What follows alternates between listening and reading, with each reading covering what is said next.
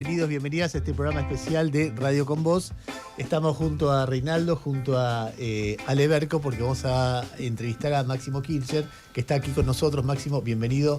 Bienvenido a Radio con Vos, ¿cómo te va? Gracias. Bueno, las 4:10, como el tema de Aute y Silvio Rodríguez. Justito, más o menos.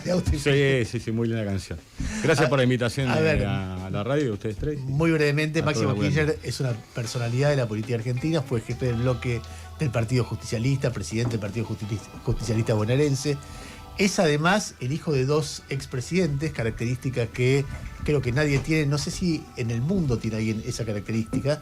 Y además estamos hablando con él el día posterior a que su madre, Cristina Fernández de Kirchner, dos veces presidente y una vez vicepresidenta, empezó a cumplir una condena ya confirmada por la Corte Suprema, que será de como mínimo 4 años de tiempo.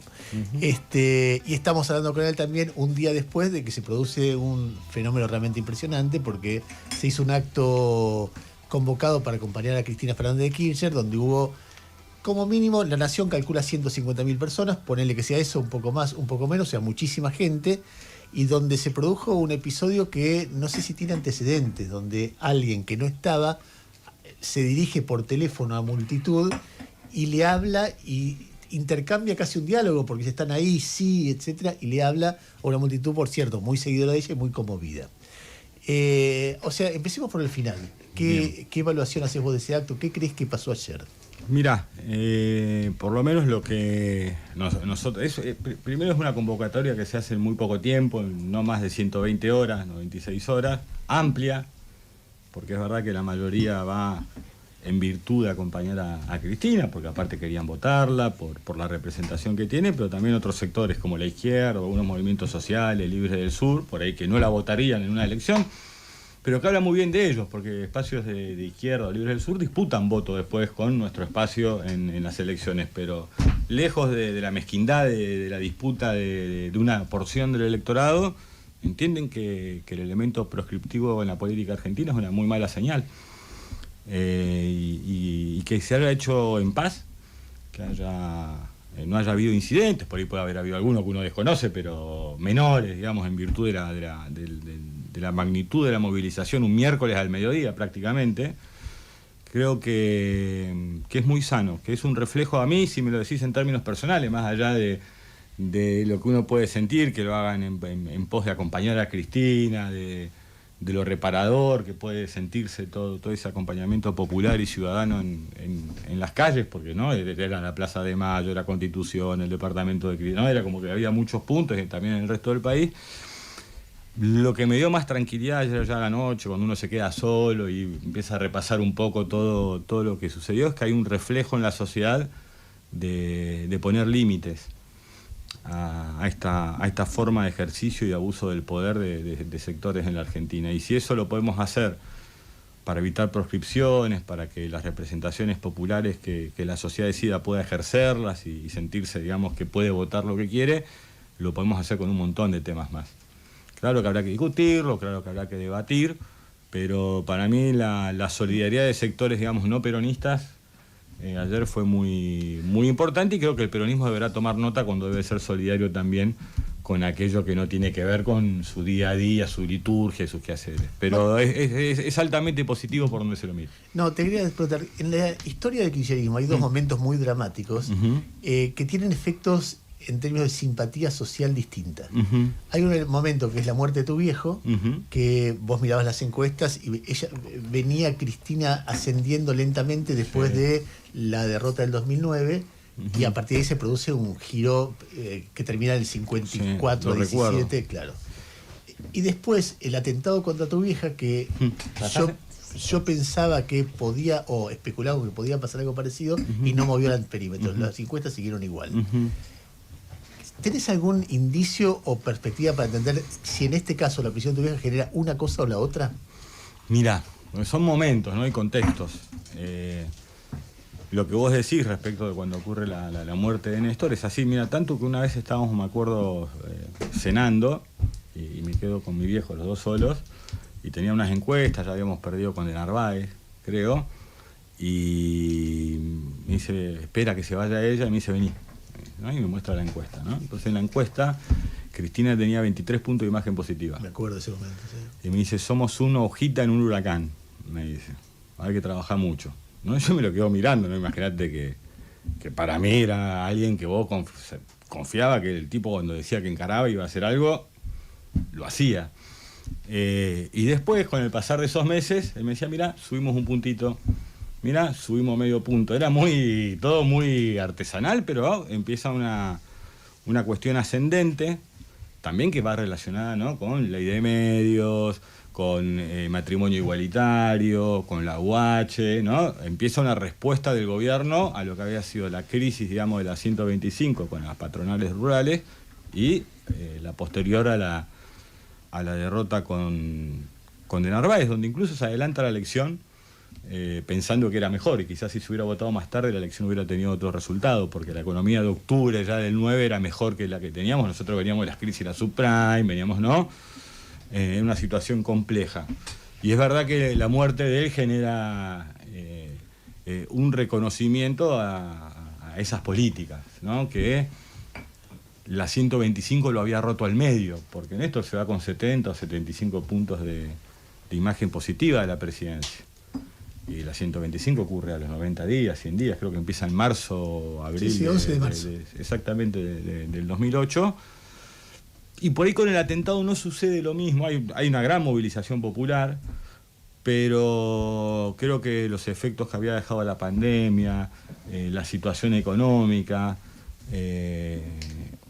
como gobierno no terminábamos de arrancar. Obviamente que el peso de la pandemia también tenía un factor en eso, y se dio de esa manera. Y ahora, ante este claro abuso de poder y esta definición y la proscripción de ella, por ahí también está la solidaridad de los que dicen, che, ¿por qué no? ¿Por qué están haciendo esto? Y sucede, y hay que entenderlo, que la sociedad tiene sus tiempos. La relación de la sociedad con Cristina, aparte, es muy, muy oscilante, ¿eh? Es una relación muy particular. Ustedes saben que yo no soy muy amante ni de los focus group ni de las encuestas, pero son herramientas e insumos que existen, ¿no? Yo para mí no tiene una cuestión que te define en la política. Son insumos, una herramienta más con la que puedes analizar parte de la realidad de nuestro Máximo, país. en relación, un insert, ¿no?, a esto. Sí. La 125 marca un antes y un después, sí, para el kirchnerismo, ¿no? En un momento ustedes lo reivindicaban fuertemente. A la luz de cómo vino todo después, parece un error político, ¿no? Por lo menos en mi apreciación, pues tenían un apoyo muy fuerte en todo el interior del país, muy fuerte. De hecho, habían perdido las capitales y habían ganado Córdoba, Santa Fe, habían ganado gracias al interior. Rompen ahí. A mí me parece además, con un hecho sin precedentes, que el ministro de Economía, que había confeccionado la 125, renuncia y el gobierno se queda abrazada a la norma que estaba mal hecha y que llevó a la renuncia al ministro de Economía. En perspectiva, pasado tanto tiempo, ¿cómo lees vos ese hecho? No, bueno, a ver, tiene varias aristas, ¿no? Hubo momentos de la economía argentina que, si las retenciones hubieran sido las móviles, por ejemplo, hubieran servido incluso a los propios productores. Yo creo que fue un momento de una escalada donde también se jugaron otras cosas en el medio. Fueron 110 días de corte, 110 días de tirar leche o comida. Fue un momento muy álgido, pero después del 2011, cuando vos lees la lectura del 2011, la elección en lugares donde había sido muy duro la reacción de los ciudadanos, digamos, en favor del campo, de los propios productores, se ganó muy bien la elección.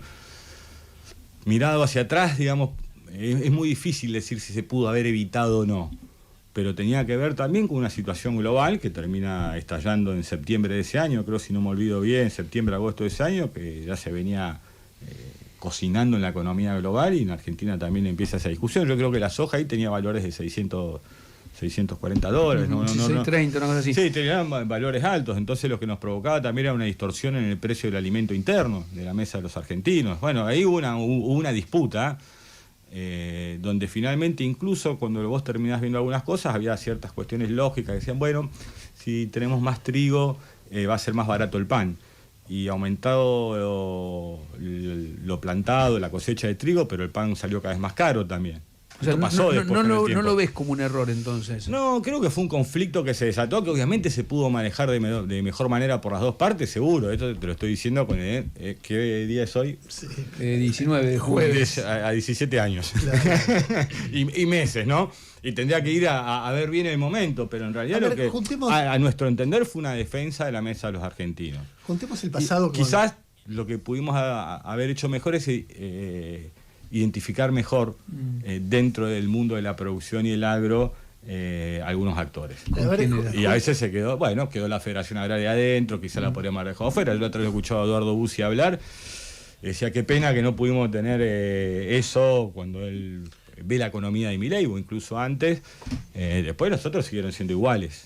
Por eso es un poco como juntemos un minuto el pasado con el futuro. Sí. Yo te voy a decir una cosa que yo decía, a ver, ¿qué es lo que más me interesa conversar, a ver cómo lo ves vos en un reportaje, un primer reportaje? Imagínate que las causas del pasado que tenemos ganas de preguntar son un montón. Seguro. Pero bueno, pensando hacia adelante, mi visión del kirchnerismo hoy, haciendo muy simpático, muy sintéticamente, es un movimiento que de resistencia sabe mucho, de sobrevivencia sabe mucho, y mi sensación es que por lo menos desde el 2007 para acá, el gobierno a mí me parece que hizo que la economía se deteriorara una y otra vez, y que todas las cosas que hoy vemos como problemas empezaron en ese periodo. La inflación volvió, los déficits gemelos volvieron, se perdió la soberanía energética, que para el concepto de patria es casi central, volvió la inflación, volvió la restricción externa, o sea, la falta de dólares que Cristina en cada discurso dice, che, el problema no son los pesos, son los dólares. Bueno, el problema empezó ahí. Y cuando yo los escucho hablar a ustedes respecto de ese periodo y qué es lo que hicieran, no veo el registro de que eso que pasaron, que de repente obedece a que lo ven distinto que yo. Claro. Pero yo veo todo eso y veo la repetición de eso, digo, más allá de las cosas que yo diga respecto de cómo sectores del poder tratan el kirchnerismo, estos tipos vuelven, el dólar se pone a 10.000 en 2 meses. Esa, para decírtelo muy brevemente. ¿Y no es entonces una condición para lo que elija la gente eso? Que vos decís, no terminamos eligiendo porque estos señores, un par de señores pueden decir, che, si la gente llega a elegir esto, yo voy a hacer esto. No, está bien, pero en todo caso es un desafío para vos, que Claro, son los que proponen la alternativa. Exactamente. Cómo al mismo tiempo mantener un programa de reformas, pero convencer de que las reformas no van a generar una estampida de dinero del país y entonces no se transforme en la profecía autocumplida. Y cuando yo lo veo, no me despeja esa duda. No sé si se entiende. Mira, te doy un ejemplo, vamos a empezar por este último ejemplo. Nosotros, frente de todos, vamos a ir a la experiencia electoral. Se gana la elección. 63.000 millones de reserva el 10 o el 11 de agosto del 2019 en el Banco Central de la República Argentina, tras el endeudamiento con el Fondo Monetario Internacional. 77.000 en abril, 63.000 en agosto.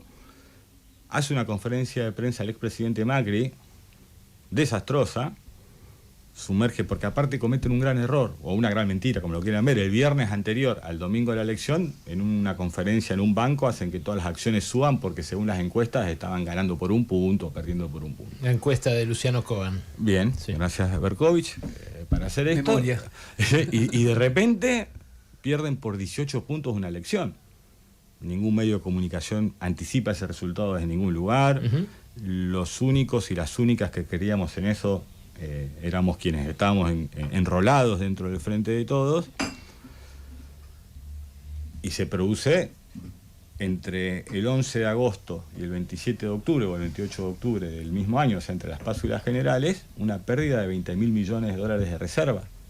20.000 millones de dólares se pierden de reserva, y el candidato electo por el Frente de Todos le pone un precio al dólar sin más que ponérselo, sin exigirle al gobierno de Macri responsabilidad a la hora de administrar el tránsito y del abandono del poder para iniciar una transición lógica, democrática, porque la sociedad había votado, y el macrismo no pone ningún tipo de control y se pierden 20.000 millones de dólares entre las PASO y las generales. O sea, yo creo que esos errores, por ejemplo, que se cometen, que para mí es un error fundante en la economía del Frente de Todos, es un error que nos condiciona enormemente, porque hubiera sido bueno que en realidad situaciones de control de la administración de reservas, ¿no? de cómo funcionaba el mercado de cambios y todo eso, se tendría que haber controlado. Y sin embargo, Macri salió a dar vueltas por el país, subió bastante, redujo a la mitad la diferencia de aquella elección, lo que también le virla al frente de todos el quórum propio en la Cámara de Diputados. Frente de todos Pero ¿de qué manera esa historia...? Ahora, y si voy más atrás, pero por eso, yo te decía una en esta, lo que vos decís, bueno, van a poner a 10.000 pesos. Bueno, buscan atemorizar a Lula, esto le pasa mucho en la elección que gana después de perder las anteriores, cuando empiezan a decir que si el pueblo brasileño optaba por Lula, iba a venir, digamos, las 7 plagas. Pero él le encuentra la vuelta. La esperanza vence al miedo. Bueno, él insiste, pero va moderando, va incorporando sectores económicos. Pero porque también hay una gran fantasía sobre... Nunca abrieron tantas empresas en Argentina como en el periodo 2003-2015. El número de pymes que crecen se ha catalogado de antiempresario. Y cuando digo antiempresario no me refiero a la crema empresarial, sino al empresario que emprende, digamos, en cualquier lugar de la Argentina, el comerciante. Sí, mediano. Mediano, chico, hasta los que están en el formato de las cooperativas, digamos, que tienen diferentes maneras de asociación y producción, y todos han crecido y le ha ido muy bien. Lo que pasa, hay una pátina que se ha establecido, que cuando vos le querés poner, que esto es la genialidad de AEA, ¿no? Logra que aquellos miles y decenas de miles de empresarios argentinos terminen obrando según los intereses de los 6 grandes, y los intereses de los 6, 7 grandes poco tienen que ver con los intereses de esos miles y miles de empresarios. Entonces, bueno, vos intentaste una interlocución con esos grandes empresarios. Me acuerdo una vez a la casa de Brito. De Jorge Brito. Sí. Fueron con Guado de Pedro. Estaba Marcelo Mindlin. Estaba Brito. Había un par de contratistas importantes. Y me acuerdo de haberlo cubierto como un hecho muy infrecuente. Muy infrecuente. Me acuerdo que en ese momento ustedes dijeron, no tenemos prejuicios, podemos hablar con estos tipos, que varios de ellos eran miembros fundadores de AEA, de la Asociación Empresaria Argentina. Pero vos podrías hoy volver a sentarte con esos pesos pesados sosteniendo que son los que la metieron presa a Cristina. Mirá, cuando uno tiene la responsabilidad que tiene por su país, tiene que hablar con todos y todas los que puedan en el marco del respeto. Yo creo que lo que sucedió en estos días con la condena a ella es más que grave. Han elegido un camino de los peores, digamos. Pero deberían aprender a respetar la voluntad popular y mucho menos a esto que es la influencia sobre el partido judicial, el poder judicial, o como cada uno le quiera llamar, algo que ya no se explica muy bien qué es, digamos, pero que siempre obran en contra de un sector político de la Argentina mientras protege a otros sectores, digamos. ¿No? Como una cancha inclinada. Pero cuando hay que discutir y debatir los intereses, sí, seguramente. A mí me pasó también con el aporte de las grandes fortunas, las discusiones, yo los he recibido y he charlado y les expliqué, no tuve problema. Obviamente no les gustó absolutamente nada. Si vos me decís que empeoró la relación con esos sectores, fue el aporte de las grandes fortunas y el voto en contra del Fondo Monetario. De ahí se acabó. De ahí no hablamos más. Pero justamente... O sea, es como que también hay una cosa, Ernesto, Alejandro, Reinaldo, que ellos entienden que pueden hacer lo que quieran y que pueden obligar a quienes representamos y llegamos ahí a través del voto popular a obrar a intereses contrarios a los que nos comprometimos en la campaña. Ahora, yo creo que cuando nosotros como peronistas, por lo menos lo que yo entiendo del peronismo, no vamos a hablar... A mí, uno lo que quieren en nuestro país es que el punto de arranque, de partida, sea el más similar posible entre argentinos y argentinas. Y después cada uno tendrá el talento suficiente, o el don, la contracción al trabajo, la voluntad de poder generar más riqueza que otro. Ahora también hay un punto donde llega que tiene que haber ciertos límites porque el país está por sobre esos intereses. No las empresas sobre el país. Obviamente que yo quiero empresarios nacionales fuertes. Yo quiero empresarios nacionales que no solo inviertan correctamente en Argentina pagando salario correcto, sino que se atrevan a competir fuera de Argentina. Y ellos son menos. Ahí se reduce rápidamente la cantidad Es que en parte la apuesta casi unánime que se ve de los grandes patrones de la Argentina, de los dueños de los 50 grandes fortunas por Milei, es una apuesta que a veces se hace a pérdida. O sea, los tipos son capaces de apoyarlo a Milei aun cuando sus empresas sufren. La pregunta es, ¿vos estás dispuesto a convivir con ellos, a tener ese diálogo? ¿Ellos están dispuestos a convivir con vos? Y esa respuesta la tienen que dar ellos. Yo vuelvo con lo mismo. Mira, sería muy fácil decir con este no hablo. Es lo más fácil. No hablar. Sí, claro. Punto. Digamos, se terminó ahí.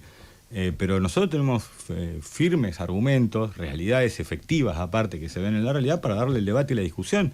El problema es que generalmente no quieren discutir y dialogar qué país queremos. Quieren un país que sirva a sus intereses. Y ahí es de donde entra gran pelea. Y el país que queremos nosotros quizás sirva a sus intereses, pero no en la rapidez y en la cantidad que ellos buscan acumular. Nada más, porque nosotros entendemos que no son las únicas personas que viven en el país, más allá de que pueden generar 15.000 puestos de trabajo, 20.000 puestos de trabajo. Obviamente eso no da pátina de llevarse puesto todo. A ver, ¿sabés qué me parece? Es una cuestión, digamos, de representaciones y límites y lugares. A ver, una pregunta y un dato. Están diciendo que le autorizaron salir al balcón a Cristina, ¿no? ¿En serio? Se está como trascendido, por lo menos. Una información. La pregunta... Todo muy... A ver si te interpreto... Por eso. Mirá la deuda que tiene el país y estamos discutiendo si puede salir al balcón. No, a ver si interpreto a donde apunta Ernesto. Creo que va a ese lado. ¿Hay garantías de que vuelvan mejores realmente? Porque ayer hablaba de volver, Cristina, ¿no? O decir, che, ¿vuelven y qué? Porque... se fueron con la economía en caos, con los sueldos Ahí cuando estamos... A ver, pará. Se fue Alberto así. Yo me refiero al gobierno de Cristina. Se fue Alberto y Cristina. No, Reinaldo, discúlpame. Durante el gobierno de Alberto, todas las variables de los lugares económicos los decidió él. Y puso la gente. Menos energía, ¿no? El ministro de Economía fue Guzmán.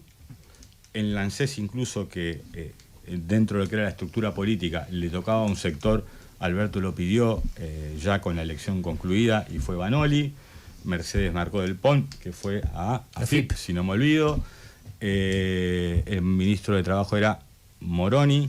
O sea, y el jefe de gabinete económico, aparte del jefe de gabinete, creo que era Santiago Cafiero. ¿Y energía era de ustedes? Y energía era donde estaba el compañero Federico Basualdo.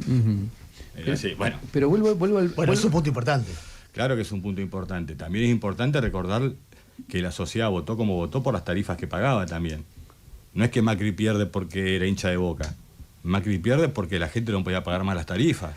Y encima teníamos una pandemia, entonces nosotros nos comprometemos en la campaña, se compromete el propio presidente a tener tarifas accesibles para la sociedad, porque vos recién decías, Ernesto, y disculpame porque para volver un poco en la charla, es verdad que tuvimos una complicación en la balanza energética, como es también verdad que tomamos nota de eso y hicimos todos los esfuerzos por revertirla. Incluso se reduce hacia el 2015 el déficit energético que llegamos a tener, creo que, y Alejandro acá me ayudarás vos, por ahí te acordás más fino el número, del 2011, el 2012, empieza a reducirse. Sí, por el plan gas, ¿no? Sí, el plan gas, YPF, vaca muerta, empieza, ¿no? Un proceso que nos vuelve a acercar a esto que vos lo que decís es verdad, es la soberanía energética, yo concuerdo, pero también esos problemas surgen de que nosotros nos encontramos en una Argentina, porque yo creo que es bueno contextualizar y eso nos ayuda en esa mirada hacia atrás, decir, che, acá cómo pudo, dónde están los errores, qué aciertos incluso pueden ser mejores, potenciables, y cuando vos mirás el devenir de esos hechos, nosotros, es verdad, vos hablabas recién de la inflación. La inflación fue en Argentina una cosa que durante el 2002, obviamente, no hay un gran traslado a precios porque estaba muerta la economía, el pass-through era muy corto, digamos. Como también empezamos a tener tensiones en el crecimiento, y en el caso del 2008, la disputa, digamos, por el precio de la comida, de los alimentos. Vos acordate que decían, bueno, que el kilo de lomo se paga 80 pesos. 80 pesos creo que era el número, no me lo olvido, que era un numerito. Estábamos hablando, creo que el dólar estaba a 2.90, 3.10. Estábamos hablando de un precio de casi más de $20 el kilo. Pero perdón, así como hablabas de discriminar entre los ruralistas, no sé, entre un Bussi y un Miggins de aquella época o lo que hoy sería la rural.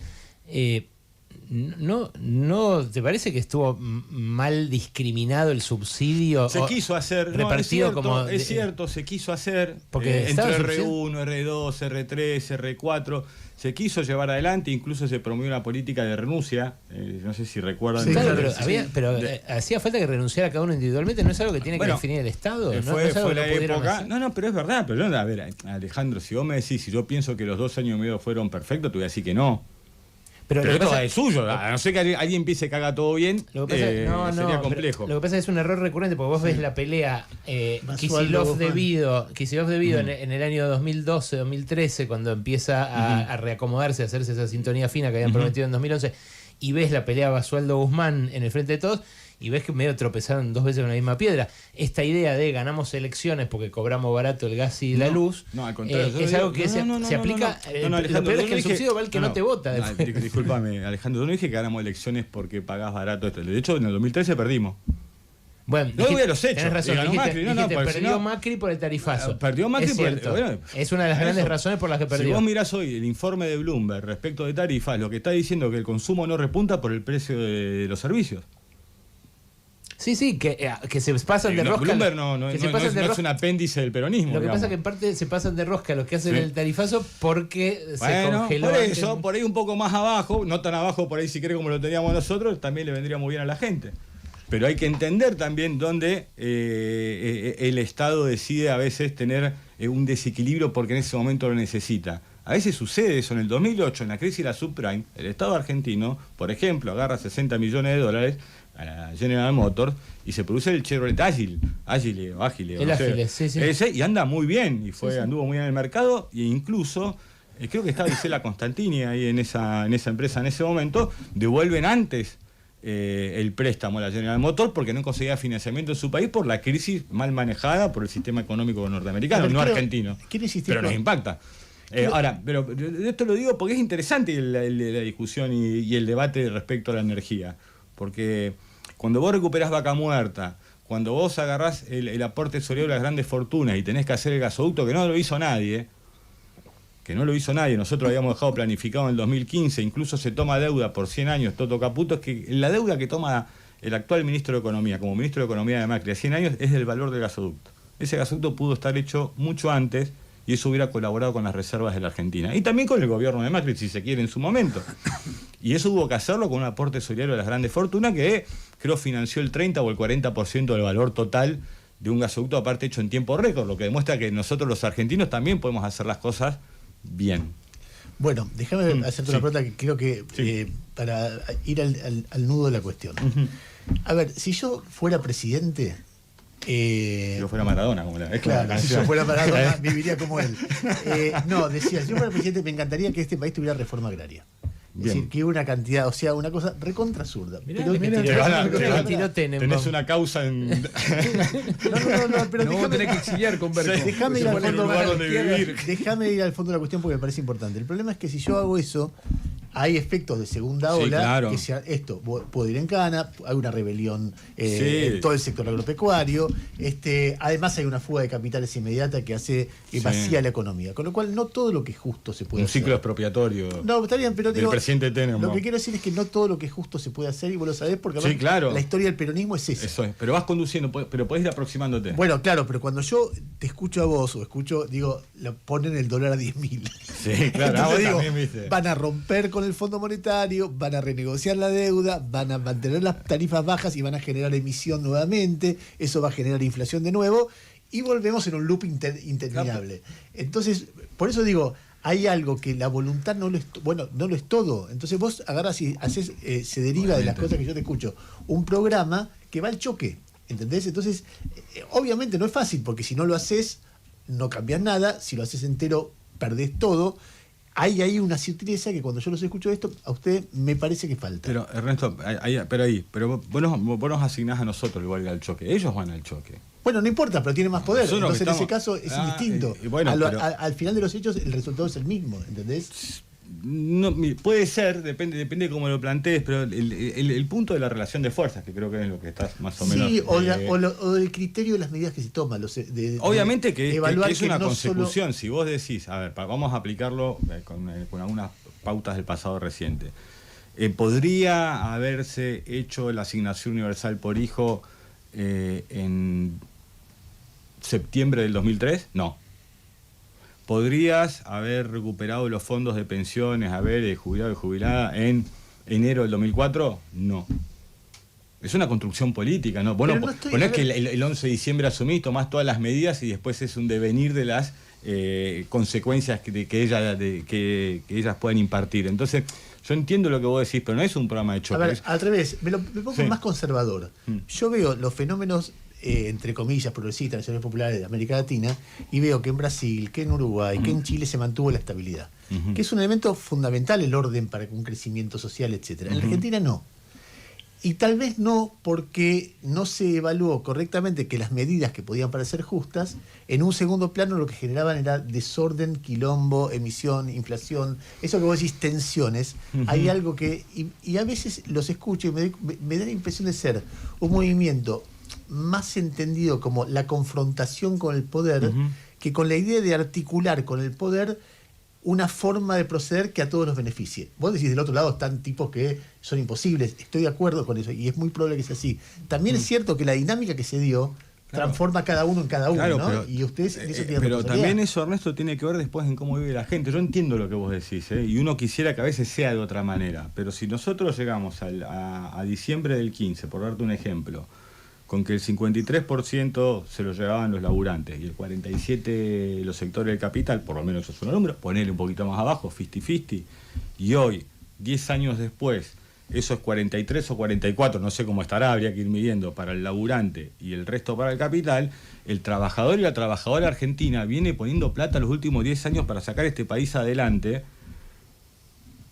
Aumenta esto aparte el margen de ganancias, porque cuando el trabajador cede aumenta la rentabilidad. Yo creo que es una suma y resta muy simple.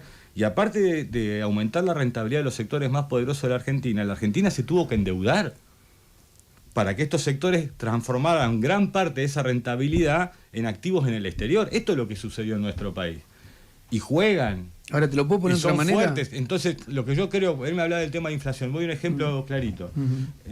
Primero, el día que a mí un diputado, en ese entonces opositor y que fue oficialista con Macri, me contó cómo hacían los números de la inflación del Congreso, la verdad que pude haber hecho una mueca de risa, pero por dentro pensaba que irresponsables. Por dentro siempre pensé que irresponsables, ¿no? Eso por un lado.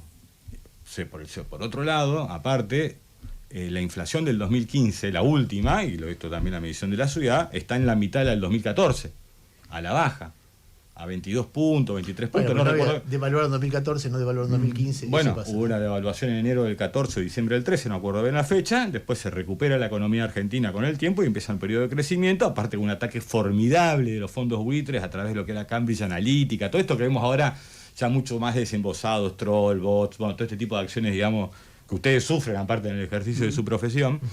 Lo que uno termina viendo en esos sectores y en eso que sucedió es que nosotros traíamos la inflación para abajo, y en esto que vos decís, la estabilidad de las políticas, deberían haber estado, porque es lo que promete Macri ante el balotaje. Esto va a continuar, esto lo vamos a dejar, esto lo vamos a dejar, esto lo vamos a dejar, y no lo hace.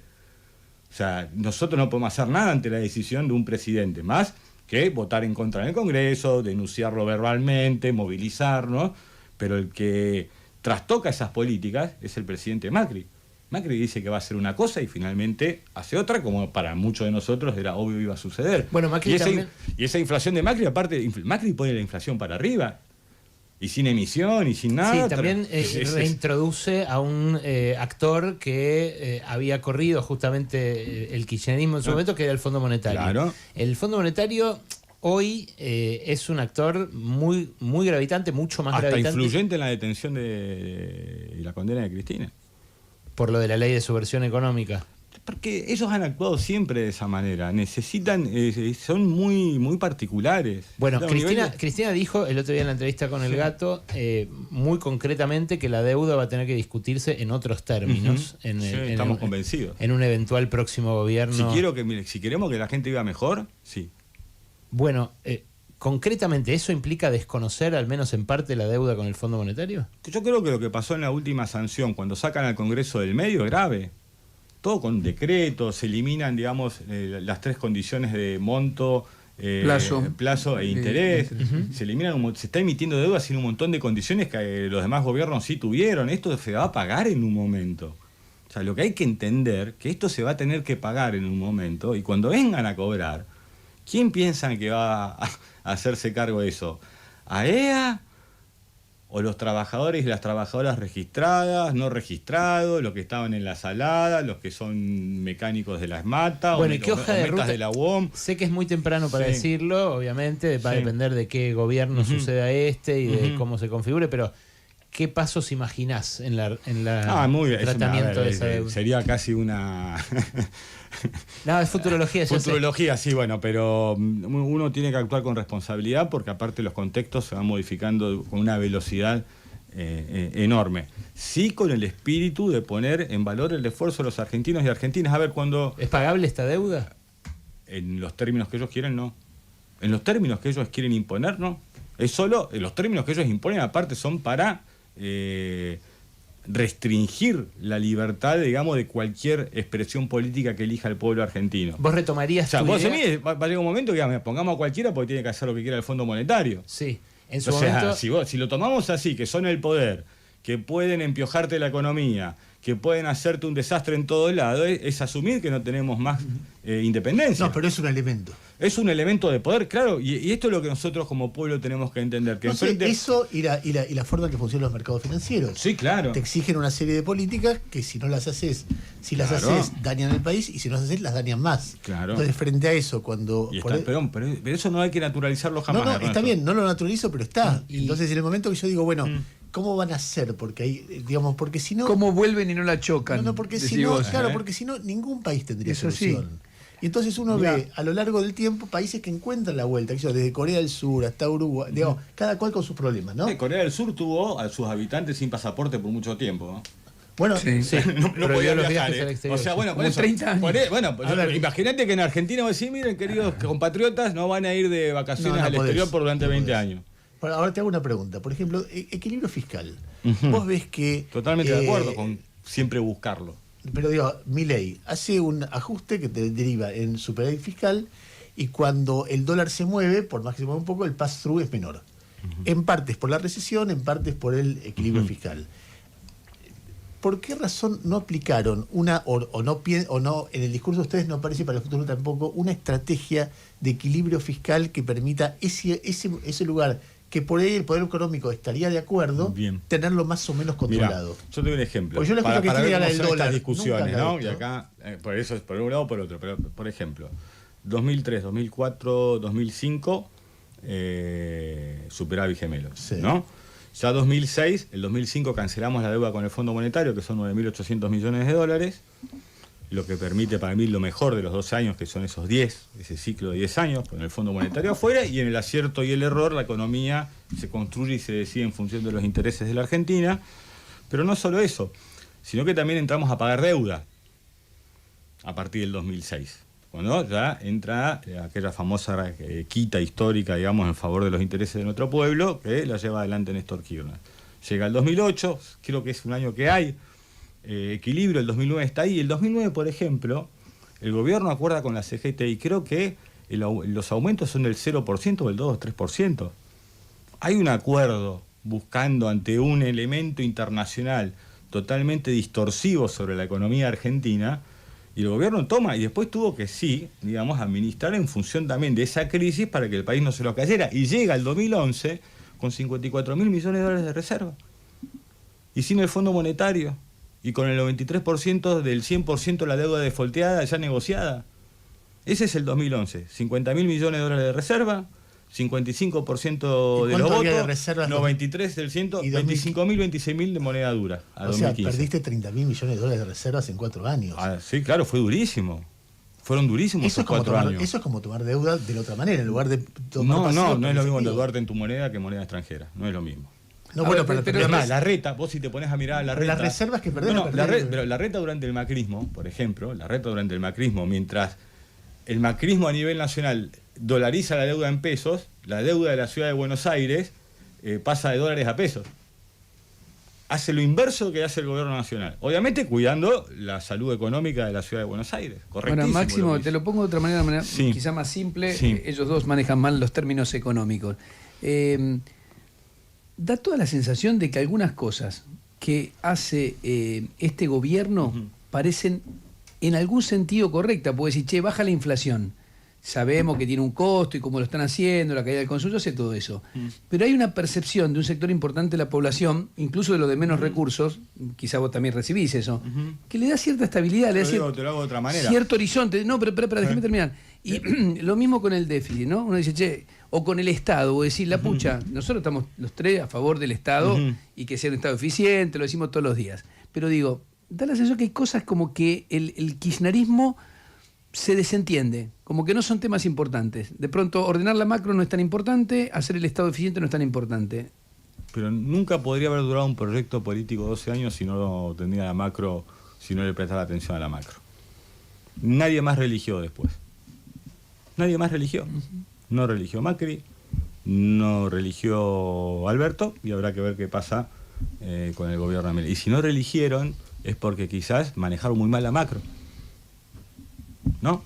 Pero vuelvo a esto, entonces ¿no te parecen temas importantes? De pronto la estabilidad. Pero ¿cómo no van a parecer importantes, Reinaldo? Lo que uno trata de explicar es que muchas veces en las coyunturas económicas, que aparte no solo dependen de los argentinos y argentinas, sino que dependen en parte, sino que hay un mundo global, que aparte la digitalización de la economía le ha dado una velocidad mucho más grande que antes, hay que prestarle atención, porque vos me decís lo de la inflación, pero si querés y empezamos en una discusión que nos debemos, yo creo que esto que estamos haciendo acá es lo que uno aspira que pueda suceder, que podamos discutir realmente cómo construimos un país, digamos, que viste que algunos dicen que es como un péndulo, ¿no? Yo siempre dije que el problema no es el péndulo, sino todos los que van colgados del péndulo, que cuando van para un lado están, cuando van para el otro lado están, viste, ellos siempre agarraditos al péndulo. Pero te doy un ejemplo de la Rúa, la economía de fines de los 90, deflación. Mira, el otro día cuando recuerdo esa etapa de Clarín, bueno, ahí yo lo miraba mucho para ir a Reinaldo y a Ernesto cuando éramos jóvenes. Cuando éramos jóvenes todo, Ale, vos lamentablemente mucho más joven que nosotros todavía. Todos. Maldito Berkovich. Y me fui a ver la tapa esa de Clarín donde decía, bueno, hay euforia en los mercados y calma en la gente o duda en la gente. Y hay una foto muy particular de esa tapa, que es que en un negocio de, no sé, de ropa o de zapatos, convertibilidad, un peso, $1, como decían en la publicidad del 99 de todos los dirigentes, 50% de descuento por esta semana. 50% de descuento en esta semana. 14 días después, seguramente esa vidriera no sé cómo habrá terminado cuando todo estalló en las calles de Buenos Aires, pero esa es la realidad también, y había deflación. Había deflación, por eso yo creo que, y cuando uno dice, ¿cómo vamos a festejar la inflación? ¿Vos sabés lo que puteaba mi viejo como intendente cuando cuando sucede la hiper durante el gobierno de Alfonsín? Y era intendente de Río Gallegos, ¿entendés?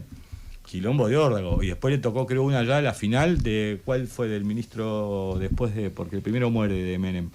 Herman González. Bueno, no. El primero que muere. El primero es Rapanelli. Rapanelli y el segundo es Roy. Es Rapanelli, después viene Roy, tenés razón.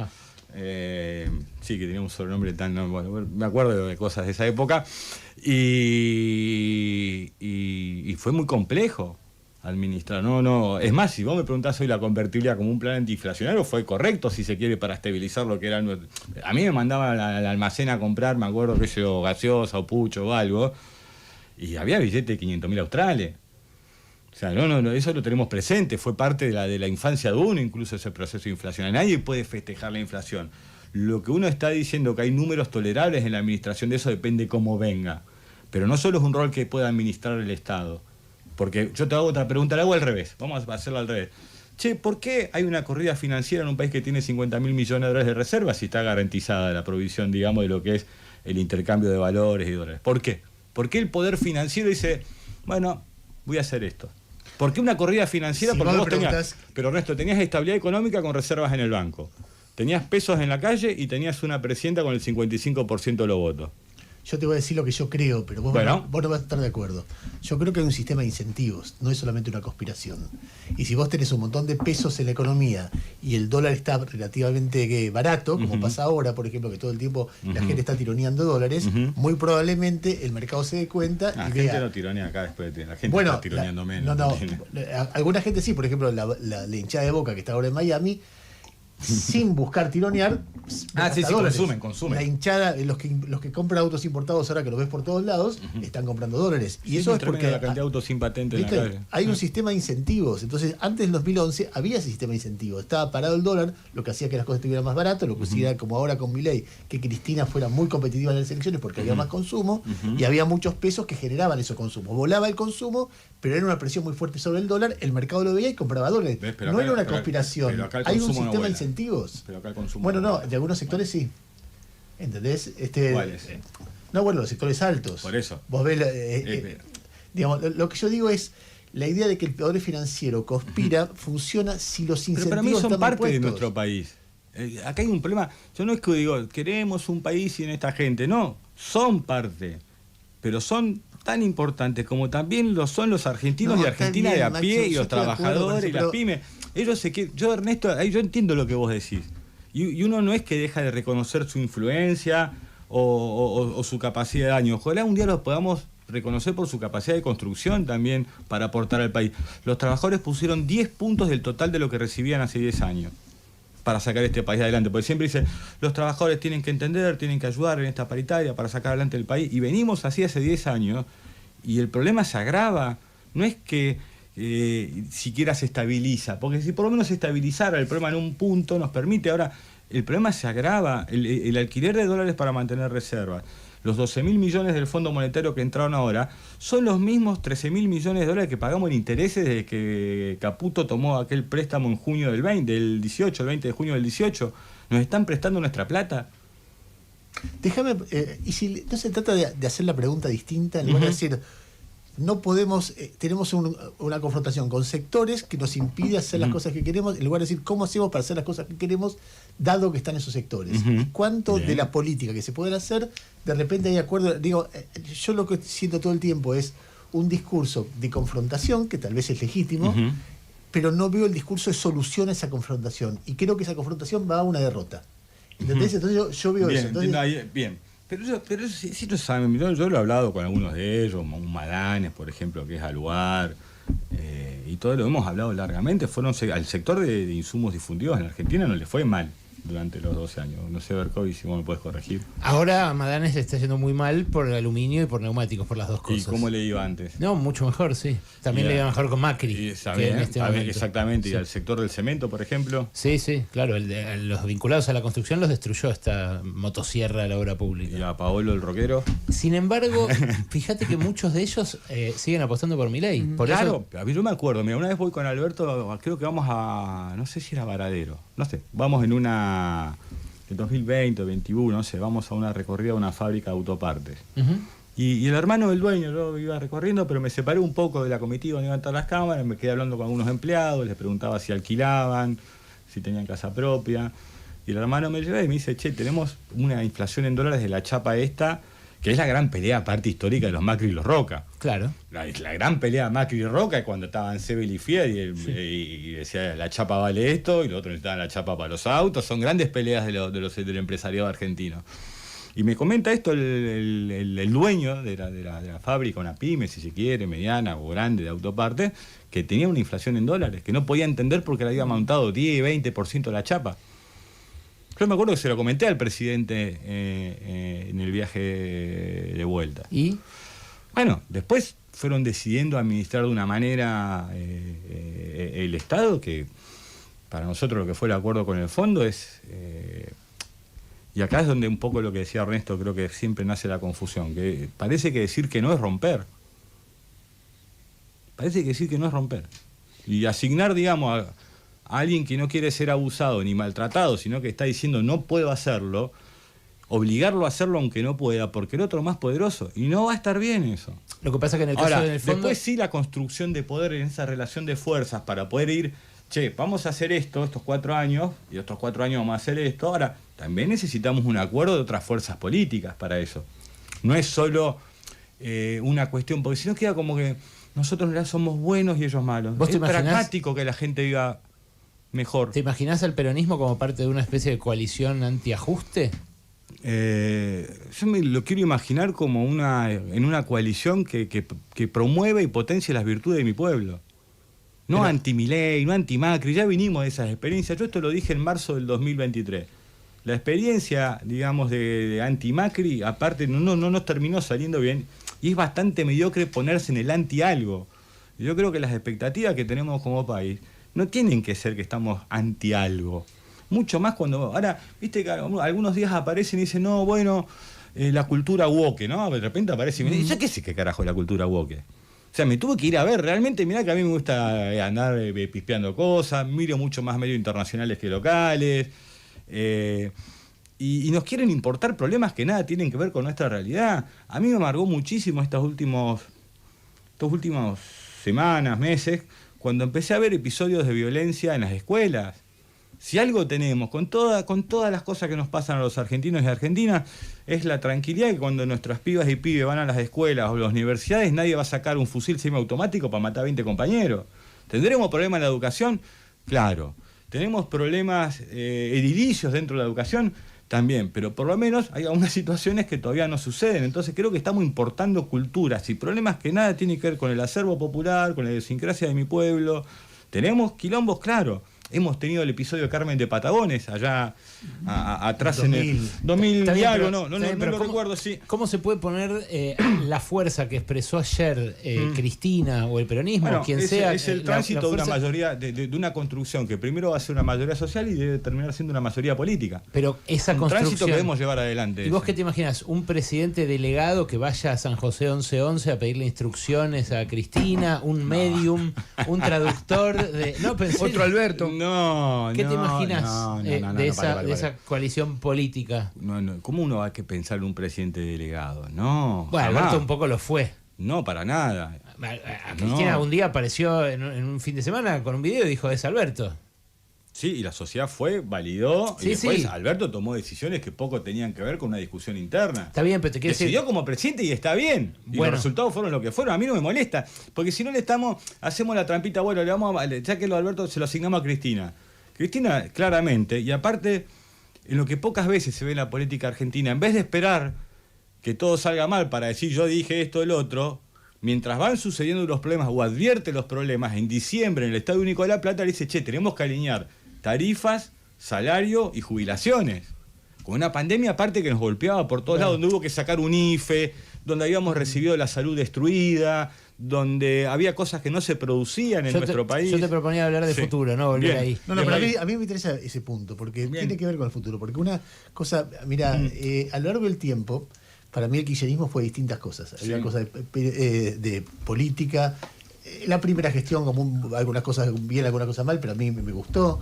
Después viene el conflicto con el campo, el conflicto con la prensa. Me acuerdo que una vez mi viejo me dice que se cruza con tu viejo con el Calafate. Y mi viejo lo admira. Claro, dice, por lo menos me quieren los padres, me dice. Los padres de él me quieren, por lo menos. Mi viejo era dirigente de derechos humanos, cada vez que lo veía decía, acá viene Tenemos el bueno. Y mi viejo se enojaba y me lo contaba enojado. Claro, era así. No, bueno, pero cuando lo que me moviste. Cuando uno mira en los últimos tiempos, para mí, después de ver muchas cosas del kirchnerismo y sentir, son años de convivencia con el kirchnerismo muy intensos, en los últimos tiempos yo lo veo como una frustración económica. Y que se expresa en estos dilemas que estamos planteando, pero después también en la gestión de Alberto. ¿Por qué? Porque Alberto Fernández elige un ministro de Economía. Es un cargo sensible, quizá el más sensible del país, en Argentina el ministro de Economía. Una vez que pasó eso, ya empieza el ruido en el momento de la asunción, cuando Cristina le dice no seas esclavo de Clarín, no se lo dice así, pero básicamente ¿cuándo? El día de la asunción está eso no lo recuerdo. Y ella le dice, ¿le dijo eso? Si algún día no escuche las tapas de los diarios, señor presidente, escuche al pueblo, le dice, y yo dije, le está recordando una vieja historia.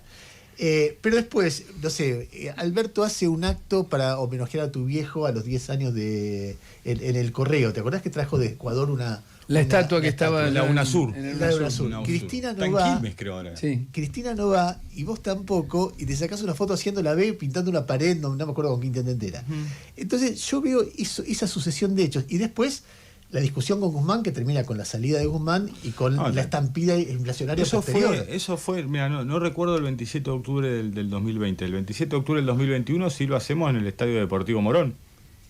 bien, lo festejamos todos juntos en el Estadio Deportivo Morón. Está bien, pero Máximo, lo que quiero decir es, hay algo en la que vos decís, fue Alberto y fue Cristina. Alberto hacía lo que Cristina no hacía, Cristina le gritaba al público. Yo digo que muchas veces lo que termina sucediendo, y esto, Ernesto, te lo digo silla de la experiencia, hay dirigentes que se condicionan mucho por cómo se leen en los medios. Es como si cuando decían que yo jugaba la Play, hiciera una imagen rompiendo una Play para decir que no juego a la Play. Actúan muchas veces, no como piensan, sino porque se ven de una forma casi coercitiva, digamos, a partir de lo que dicen. Entonces, no, porque lo domina tal, me domina tal. Entonces, yo creo que ahí hay parte de los problemas. Cuando uno cree en las cosas, cree en las cosas. Y respecto de lo que fue con Guzmán, yo con Martín tuve una relación, digamos, bastante correcta, buena. De hecho, incluso empezamos con discusiones, porque la discusión en la política es inexorable, sucede, pero debe estar acompañada después también de un proceso de síntesis para que la acción se desarrolle. Ahora, dicho esto, yo me acuerdo que discutí con Martín en su momento, y lo termina haciendo, que es sacar el impuesto a la renta que había sobre el plazo fijo en la Argentina, porque de esa manera nuestra moneda se iba a fortalecer. Y lo que nosotros le decíamos, disculpanos, pero eso no va a suceder. Eso no va a pasar. Y lo que terminó Argentina es resignando ingresos. La moneda no se fortaleció. Aparte, después tuvimos un periodo que se fue dando en la economía a partir de la exigencia del Fondo Monetario de la suba de las tasas, lo que fue acompañando la suba de la inflación, lo que fue una nueva dosis de proteínas. Pero no fue un error que se fuera, digamos, lo que se fue porque quiso, que es un sábado de mediodía. Él quería aumentar tarifas para reducir la inflación o para reducir el déficit. Con la idea de usted no estaba de acuerdo, pasaba el tiempo, veía que la cosa se descalabraba. Creo que él también se sintió cómodo en un punto echándole todas las culpas al kirchnerismo siempre, ¿no? Entonces buscó esa manera. Ahora, cuando él me pide a mí el despacho de la vicepresidenta en ese momento, bienes personales. Nosotros veníamos de la zancadilla de presupuesto. Hoy parece todo medio raro hablar de presupuesto porque hace 2 años y medio no, ni se sabe para qué existe la Comisión de Presupuesto de Hacienda y que está ahí no hace nada y hace 2 años que no tenemos presupuesto, ¿no? Pero algunos hablan de ñoqui y no sabe para qué está la Comisión de Presupuesto de Hacienda si no hay presupuesto en el país. Lo hablamos, lo de bienes personales, veníamos de perder esa votación y Martín, hablando con Martín, dice necesitamos subir, ahora no recuerdo bien el número, no quiero decir para no equivocarme, porque se equivocó, pero era sobre los que más ganaban, sobre los más altos ingresos, y Martín me dice, no, pues tal o tal no quieren, deja que yo me encargo. Le digo como jefe de bloque en ese momento.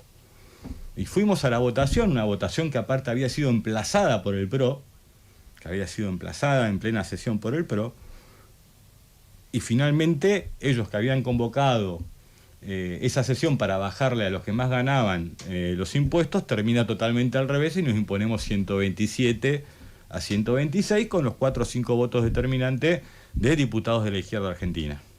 127 a 126. Había 253 de 257 diputados. Pocas votaciones tuvieron tantos diputados presentes como esa. Y fue un pedido del ministro de Economía, aún en la discusión, aún que pudiera ser vehemente, siempre fuimos ordenados. A ver, la ley de economía del conocimiento, como sale, yo no estaba de acuerdo. No es que uno es jefe de bloque y acá se hace todo lo que yo quiero. El que tenga imaginaciones de que uno puede hacer lo que quiera en el momento que quiera, va a tener que ir a un lugar. Pero esto te lo explico en serio porque... No, porque vos me contás cómo articulan cosas diferentes, pero lo que se ve de afuera, o lo que veo yo y lo veo mucha gente, un quilombo monumental. Bueno, porque así se decidió mostrar también. Para mí, había una distancia. Cristina no tuvo ninguna incidencia en eso. Tu voto en contra del acuerdo del fondo, que es una decisión dramática. No, las cartas de Cristina, ¿no? Claro, las cartas, los discursos. Porque está bien, yo no digo que sea exclusiva responsabilidad de Cristina, pero la conformación, mira, cuando Cristina eligió a Alberto, todo un sector del periodismo empezó a decir, va a ser un títere, va a ser un títere. Sí. Y mi mirada no era esa, mi mirada era, va a ser un quilombo. Porque, claro, ambos. Claro, eso, y porque además había discusiones de fondo. Ajá. Había discusiones sobre cuál era la relación con la justicia, cuál era la relación con Estados Unidos, cuál era la relación con los empresarios, cuál era la relación con la inflación, cuál era la relación con la prensa. Alberto y Cristina pensaban distinto. Y no lo veía Alberto dispuesto a obedecer, por lo menos no en todo, y no lo veía Cristina dispuesta a ceder. Y no se hace un programa. Entonces, por ejemplo, eso es un quilombo. La primera que cede es Cristina cuando Alberto es candidato a presidente. ¿Cómo no estaba dispuesta a ceder? Bueno, cede. Anda a ver si alguno sea alguna candidatura. Se matan por ser precandidatos, se están matando. No por candidato, por ser precandidato. ¿Y ustedes se están matando por las candidaturas que vienen? No, ¿Qué va a pasar con las listas que hay que...? Pero estábamos justo, me sacaste de un lado para otro. Y bueno, ¿viste? Vos diste el pie, vos diste el pie. Tenés razón, está bien. ¿Quién va a armar las listas que hay que entregar? Hoy por hoy, a horas de consumada la proscripción de Cristina, en mi caso, digamos, no estoy pensando en eso. La verdad que lo que ella ve en el momento que decide ser candidata en la tercera, es porque el desdoblamiento, a nuestro entender, y esto todos lo saben, era una mala decisión. Por varios motivos, múltiples motivos, nada personal, nada que sea chicaneable al otro, sino una opinión diferente, básicamente, que muchas veces es presentada como una falta de respeto, no sé cuántas cosas. Una opinión diferente. Cristina, en ese marco y entendiendo el desarrollo del gobierno de Milei y la importancia de la tercera sección electoral, para decirlo de otra manera, duplica, si querés, en cantidad de votantes a la ciudad de Buenos Aires, por llamarlo de alguna manera. Y obviamente tiene una fuerte incidencia el peronismo y mucho aún más la figura de Cristina. Bueno, se decidió, quisimos, ayudar aún en el marco de lo que consideramos una decisión errada. Pero esto va un poco en lo que decía Ernesto recién, por eso de lo de Alberto y se ata por ahí a este tipo de cosas. La discusión, el debate político, y esto lo fui parte, o sea, no es que estoy ajeno, no es que no lo vi. Y en un momento, decir, bueno, si yo te voy a ver y vos me decís que vas a hacer algo para terminar la charla o para no sé qué cosa, y después haces todo lo contrario, eso resiente las relaciones políticas y generalmente resiente también las relaciones humanas. Si alguien te dice... ¿Está hablando de Alberto o de Axel ahora? Si te dice, no, de Alberto, de lo que era Alberto. Entonces, en un momento, vos tenés que decir, mira, no lo voy a hacer por esto. Así la otra persona chille, patalee, vaya para atrás. Ahora, con una argumentación clara y después también haciéndote cargo de los resultados de las decisiones. Porque vos te tenés que hacer cargo de los resultados de la decisión política que tomás o de la acción gobierna que tomás. Bueno, ya siempre. Cristina había tomado la decisión de ser candidata. La inhabilitan con este fallo, que es un golpe judicial. Exactamente. Yo no tengo dudas. Ahora yo te quiero preguntar sobre eso. Hemos hablado. ¿Puede tu nombre reemplazar el de ella? ¿Puede ser un término medio? No sé, Magario ayer llegó con Kicillof a la marcha. Y es A mí, en mi caso, no me resultaría muy simpático hacerlo ante la proscripción de ella. Si ella agarra... y demás compañeros, pero era mi conducción. Después esto también hay que discutirlo con más personas, porque fíjate que había algunas personas que tenían dudas que ella sea candidata en la tercera. Esto es así, digamos, ¿no? Esto no es un invento mío, están dicho, digamos, por ellos, ni siquiera son párrafos y trascendidos, sino... Ellos son la gente... Había gente que decía que no, bueno, no sé. Obviamente todo eso ha quedado, la realidad ha demostrado que los errores, y no hace falta tampoco solo hacer una descripción más profunda de los temas. En mi caso, a mí habrá que pensarlo, obviamente que uno está siempre a disposición de su fuerza política. ¿Por qué no te sería simpático? ¿Por la cuestión afectiva, humana? Me parece que está mal, me parece que está muy mal lo que está sucediendo. Mira, bueno, pero una vez allá en el tiempo, había como una presión muy fuerte durante el gobierno de Néstor en los primeros meses, años, de que fuera preso o de la Rúa o Menem, no sé, había como toda una maroma que habían empezado y me dice, un día hablando con él, le pregunto y me dice, primero yo ni decido quién va preso o no va preso, pero segundo, la gente no come preso, Máximo, me dice. Y nuestro país que no podemos perder tiempo en eso, hay que sacarlo adelante, me da una explicación, digamos, muy simple y muy racional, y que aparte la llevó adelante. Nadie durante los 12 años fue vedado de la oportunidad de poder presentarse a una elección. Ni el expresidente Menem, ni el expresidente de la Rúa. Ahora que los están vetando a ustedes, que lo están proscribiendo. Sí. Bueno, una salida a eso sería lo que dijo Juan Grabois en un principio, que no nos presentamos. Yo creo que hay que ir a votar. Después puedes votar en blanco si querés.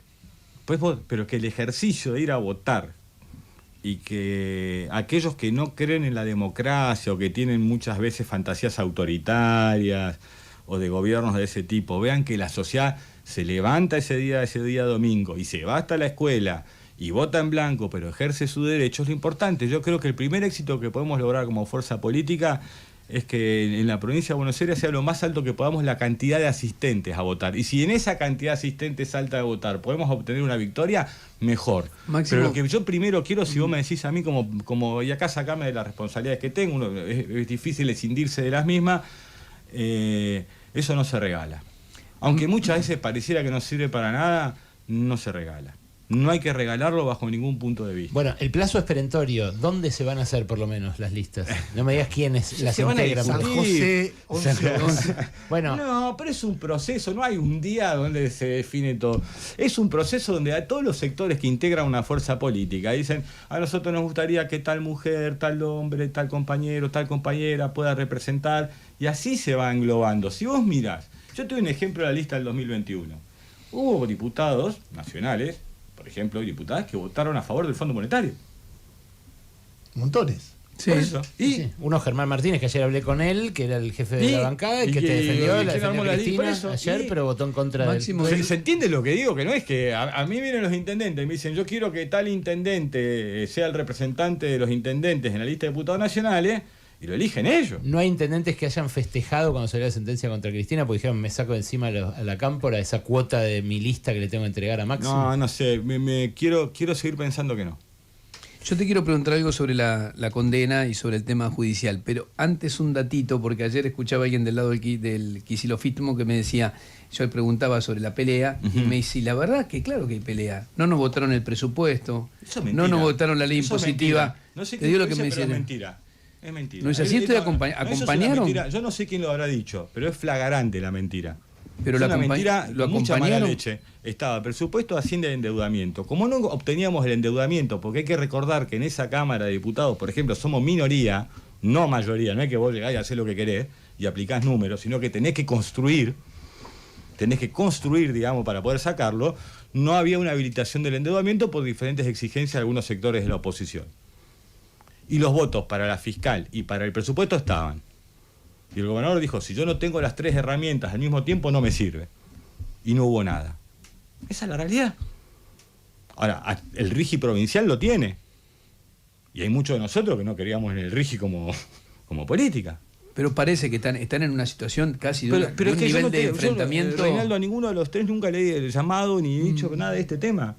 Hay personas como que tienen ganas de pelear. Yo no tengo ganas de pelear, pero y no es necesario mentir. De última, tenés que decir por qué, pero por lo que se dice respecto de presupuesto, endeudamiento y fiscal impositiva es mentira. ¿Vos todavía creés que se puede desdoblar la elección? O sea, que se puede revertir la decisión que tomó la provincia. Mirá, lo que pasa, ¿sabés qué pasa? Cuando uno voy a decir una cosa, y después el otro dice, no quiero, ya la decisión la tomó el gobernador y vamos a tratar de que salgan las cosas de la mejor manera posible, incluso ante la proscripción de Cristina. Déjame hacerlo. A ver, cuando uno ve la pelea que hay con Axel, hay yo no estoy peleando, no peleo con nadie. Bueno, hay distintas interpretaciones del distanciamiento. ¿Cuánto hace que no hablas con Axel? Hablar Sí, y de la reunión de 8 horas. ¿Qué fue? Hace 2 meses. No, y el otro día, unos días después de lo de Cristina, me escribió un mensaje, se lo respondí. A ver, no, lo que te quería decir era, y te quiero transmitir una mirada posible, seguramente vos vas a decir, sos un hijo de puta, no me podés decir eso. No te voy a decir eso. Pero, o podés pensarlo, pero Con lo que mi viejo quería a tus viejos, digamos, no, voy a buscar un insulto más directo, no me la voy a agarrar con tu vieja. vos vení tranquilo. Dale. No, lo que te quería decir era que a lo largo del tiempo uno ve un patrón que es que aquellos candidatos del peronismo en Santa Cruz o en la Nación que no se llaman Kirchner terminan el problema con los Kirchner. Entonces vos los tenés con Alberto Fernández, lo tenés con los 3 gobernadores que quedan después, hasta que Alicia vuelve y ya no hay más problema. Ya ni me acuerdo los nombres de los gobernadores. Acevedo. Yo tengo una gran relación con Sergio. No, bueno, está bien, pero renunció a la Pero fue un conflicto, digamos, que aparte nos trajo grande. Yo tengo siempre una gran relación con Sergio. Que se repite Acevedo. con Kicillof, con Alberto, con Scioli, con... Pero con Scioli, ¿qué problema tuvo? No ganó nunca más una elección después que estaba con Cristina, en la misma boleta. No hay... Es funcionario de Milei. O sea, me estás poniendo a mí en un lugar de decir, che, no, los señores, ¿qué querés que haga? Está ahí. Bueno, a ver, porque si no, terminamos... A ver, vuelvo con lo mismo. Te lo pongo al revés, digamos. Sale la sentencia... ¿Vos viste alguna transferencia más espectacular de votos y representación que la que hace Cristina con Alberto y Axel en el 2019? ¿Viste alguna vez tal transferencia de votos en vivo en una elección? Bueno, después se los cobran caro. ¿Quién? ¿Qué es cobrarle caro a alguien? ¿Quién Bueno, le exigió algo? Yo te doy un ejemplo, Ernesto, te voy a hacer al revés. Las personas que uno le sugirió al gobernador, Cristina Álvarez Rodríguez, Walter Correa, ¿los echó? Están con él. Bueno, todo lo que le mandaron fueron funcionarios. Y obviamente que puede haber errores en todo esto. O sea, no es que uno hace todo bien. Me parece que han llevado a algunas personas, no sé si el gobernador, pero algunas personas llevan las cosas a un límite. Digamos que, bueno, cuestión de ellos. Ahora, Álvarez Rodríguez, si la llamás ahora, le preguntás, che, cuando hablaste Máximo y te dijo que vayas a dar una mano, ¿te pidió que vayas en contra del gobernador o que vayas a ayudar al gobernador? Cuando uno tiene buena leche, tiene buena leche. Ahora, ¿me puedo equivocar? ¿Nos podemos equivocar dentro del espacio político? Seguro que cometemos errores. Pero toda esa teoría que arman es bastante injusta para con la figura de Cristina, aparte, y más en este momento. Entonces, lo que no es, no es. Después la discusión política o todo lo que pueda darse, bárbaro. Cuando deciden encabezar las listas, por ejemplo en el 2021, nosotros no pusimos ninguna cabeza de lista. No pusimos ni en la provincia de Buenos Aires, ni en la ciudad de Buenos Aires, ni en Santa Fe, ni en Córdoba. Porque si no, nadie se hace cargo de nada. Y esto no quiere decir que uno se enoja, no se enoja. Todos trabajamos después. A ver, nosotros en la provincia de Buenos Aires revertimos una desventaja de 5 puntos de las PASO a las generales. Y 5 puntos son 2 diputados nacionales más o 2 diputados nacionales menos. Claro, para una parte de la sociedad, bueno, 2 diputados más, 2 diputados menos, ganan cualquier cosa, no trabajan. Pero la realidad es que tener 2 bancas más o 2 bancas menos hace que trabajadores puedan tener derechos o no. Que el país se endeude más o no. Que pueda sacar, como hicimos en esta última sesión, 60.000 pesos más para los jubilados. Cuando menos no teníamos quórum. Máximo, a ver, te saco un poco de la política y creo que está bien que te haga yo esta pregunta porque debe hacer, no sé, 15 años que vengo cuestionando el sistema judicial de la Argentina, ¿no? Mi cuestionamiento incluye, por supuesto, muchos de los procesos que se abrieron contra Cristina y cómo se ha manejado la justicia federal en general, ¿no? Y ahí creo que hay una responsabilidad del kirchnerismo porque el problema empezó con Menem y nunca se interrumpió, ¿no? Estos jueces federales tan permeables al poder económico, un montón de cosas. Te saco de la cuestión de las causas. Y me imagino que esto quizás lo quiere escuchar mucha gente que votó a Cristina y que de pronto después vio los bolsos de López o lo ve a Lázaro Báez y se desencantó. Me imagino que en esa pérdida, en ese proceso de pérdida de adhesión que lleva a la derrota del peronismo, más allá de que vos asignás a Alberto toda la responsabilidad. No, el peronismo gana en el 2019 después de todo eso. Sí, bueno, está bien. Sí. Pero digo, hay un proceso ahí, me parece a mí, ¿no? Puedo estar equivocado. La pregunta es, ¿cómo explicás vos, no sé, el crecimiento económico de Lázaro Báez? ¿Cuál era la relación con la familia? ¿Cómo explicás de pronto que en la mitad de una gestión, y esto ya no sé si es judiciable o no, pero de pronto se compran hoteles? A ver, ¿qué explicaciones tenés? Mira, te lo voy a hacer más corta. En el caso del patrimonio de mi familia, que es lo que uno puede hablar tranquilamente, incluso la propia justicia en su momento, digamos, si querés, bueno, esta justicia que todos sospechan, o sea, ya a esta altura que diga una cosa, diga la otra, ya no sabés si está bien o está mal. No, por eso te pregunto a vos en lo personal. Porque... No, mira, yo de lo personal, lo que uno ve, y cuando un empresario le crece o le va bien, qué sé yo, a ver, yo tengo un ejemplo de Iguacel, ahora es empresario petrolero. No sé qué era antes de ser funcionario de Macri, era empresario petrolero. Pero respecto a eso, creo que se agarran con gente de repente, de muy mala manera, las estigmatizan, ¿no? Y empiezan a darle. Ahora, yo en Olivos... ¿Te referís a Lázaro Báez? Claro, sí, claro, yo en Olivos, digamos, con el que almorcé más de 10, 20 veces con Mañeto, no con Lázaro Báez. Y el que se llevó uno de los negocios más grandes, digamos, de la Argentina, la fusión multicanal Cablevisión, es Mañeto. ¿Se la dieron ustedes? ¿Qué estoy diciendo? Sí. Obviamente que pareciera que en el Grupo Clarín lo único que está bien hecho en los 12 años es esa fusión. Después está todo mal. La moratoria de los jubilados, la asignación universal, los planes de obra pública. Estas cosas que se han hecho y han sucedido, no son correctas, no está bien. Todos merecemos procesos y garantías y derechos justos. O sea, las condenas que los medios puedan hacer sobre las personas son las condenas que los medios pueden hacer sobre las personas. Cuando vos vas ahí, a un lugar donde definen sobre la libertad, la vida y el patrimonio de las personas, tienen que estar todas las garantías siempre dadas. Todas. Guste más, guste menos, me caiga mejor el acusado, me caiga... Es de otro tema. Entonces, lo que se plantea finalmente es que terminamos hablando de lo mismo siempre. Y ahí es donde se fortalece mucho más. O sea, vos me decías, mira, Reinaldo, si vos me decías, che, Máximo, ¿por qué pensás que ya no está más la teoría del poder residual de Irurzun? ¿O por qué no me decís vos por qué pensamos que no está más esa teoría? Bueno, pero nosotros yo lo planteo todo el tiempo. Por eso te llevaba a lo personal. Yo creo que fue armado, que la justicia responde a determinados intereses. Yo tengo una forma de entender la vida que es clara, que yo no soy fiscal ni juez de nadie, yo soy un dirigente, un militante político que tiene una mirada sobre cómo debería funcionar diferentes estamentos del Estado, de la sociedad en términos generales. Vos podés estar de acuerdo, podés no estar de acuerdo. Ahora, yo creo que lo que se ha hecho es una salvajada pocas veces vista. Tener gente detenida por encima de los plazos que dictaban las prisiones preventivas, desastroso. Entonces lo que uno piensa, si eran tan contundentes las pruebas, ¿por qué tanto abuso sobre las personas? No sobre la figura de Cristina, sino quizás también sobre las personas que más hayan demonizado los medios. No está bien eso, no termina nunca bien. O sea, ¿vos crees que también hubo una construcción en el caso de Lázaro Báez? Pero si vos me decís a mí, y esto en un momento lo dice, por ejemplo, Calcaterra, que era lógico que ganaran, digamos, las licitaciones, porque esto pasa mucho en las provincias con las empresas constructoras de los lugares, y yo digo, bueno, y sí, yo hay obras que la veo, yo la autovía de la entrada de Río Gallegos, hoy la veo y está bastante bien, y la obra de la UTN, la Universidad Tecnológica Nacional, está puesta ahí, digamos, y así ha habido un montón de cosas, y no puedo recordar, puedo estar confundiendo quién la hizo, quién no la hizo, no importa, no viene al caso, porque terminamos discutiendo siempre lo mismo. Y la verdad que a las personas, lo que le han hecho a la familia, a las personas, las presiones que han recibido, las denuncias que han hecho, o lo que han hecho con mi hermana, lo que han hecho con los hijos, las hijas de otros, de la gente que han denunciado, destruido a la familia. No está bien lo que hicieron, no se hace con nadie eso. Yo te voy a dar un ejemplo en el mío. Mi viejo se murió laburando, no pelotudeando y boludeando. Cristina la tengo presa, a mi hermana hecha mierda, quedo yo nomás, que soy ya el bocato de Cardinales de Macri y Mañeto. Seguramente los esperaré. En meses, seguramente, o años, algo te van a hacer.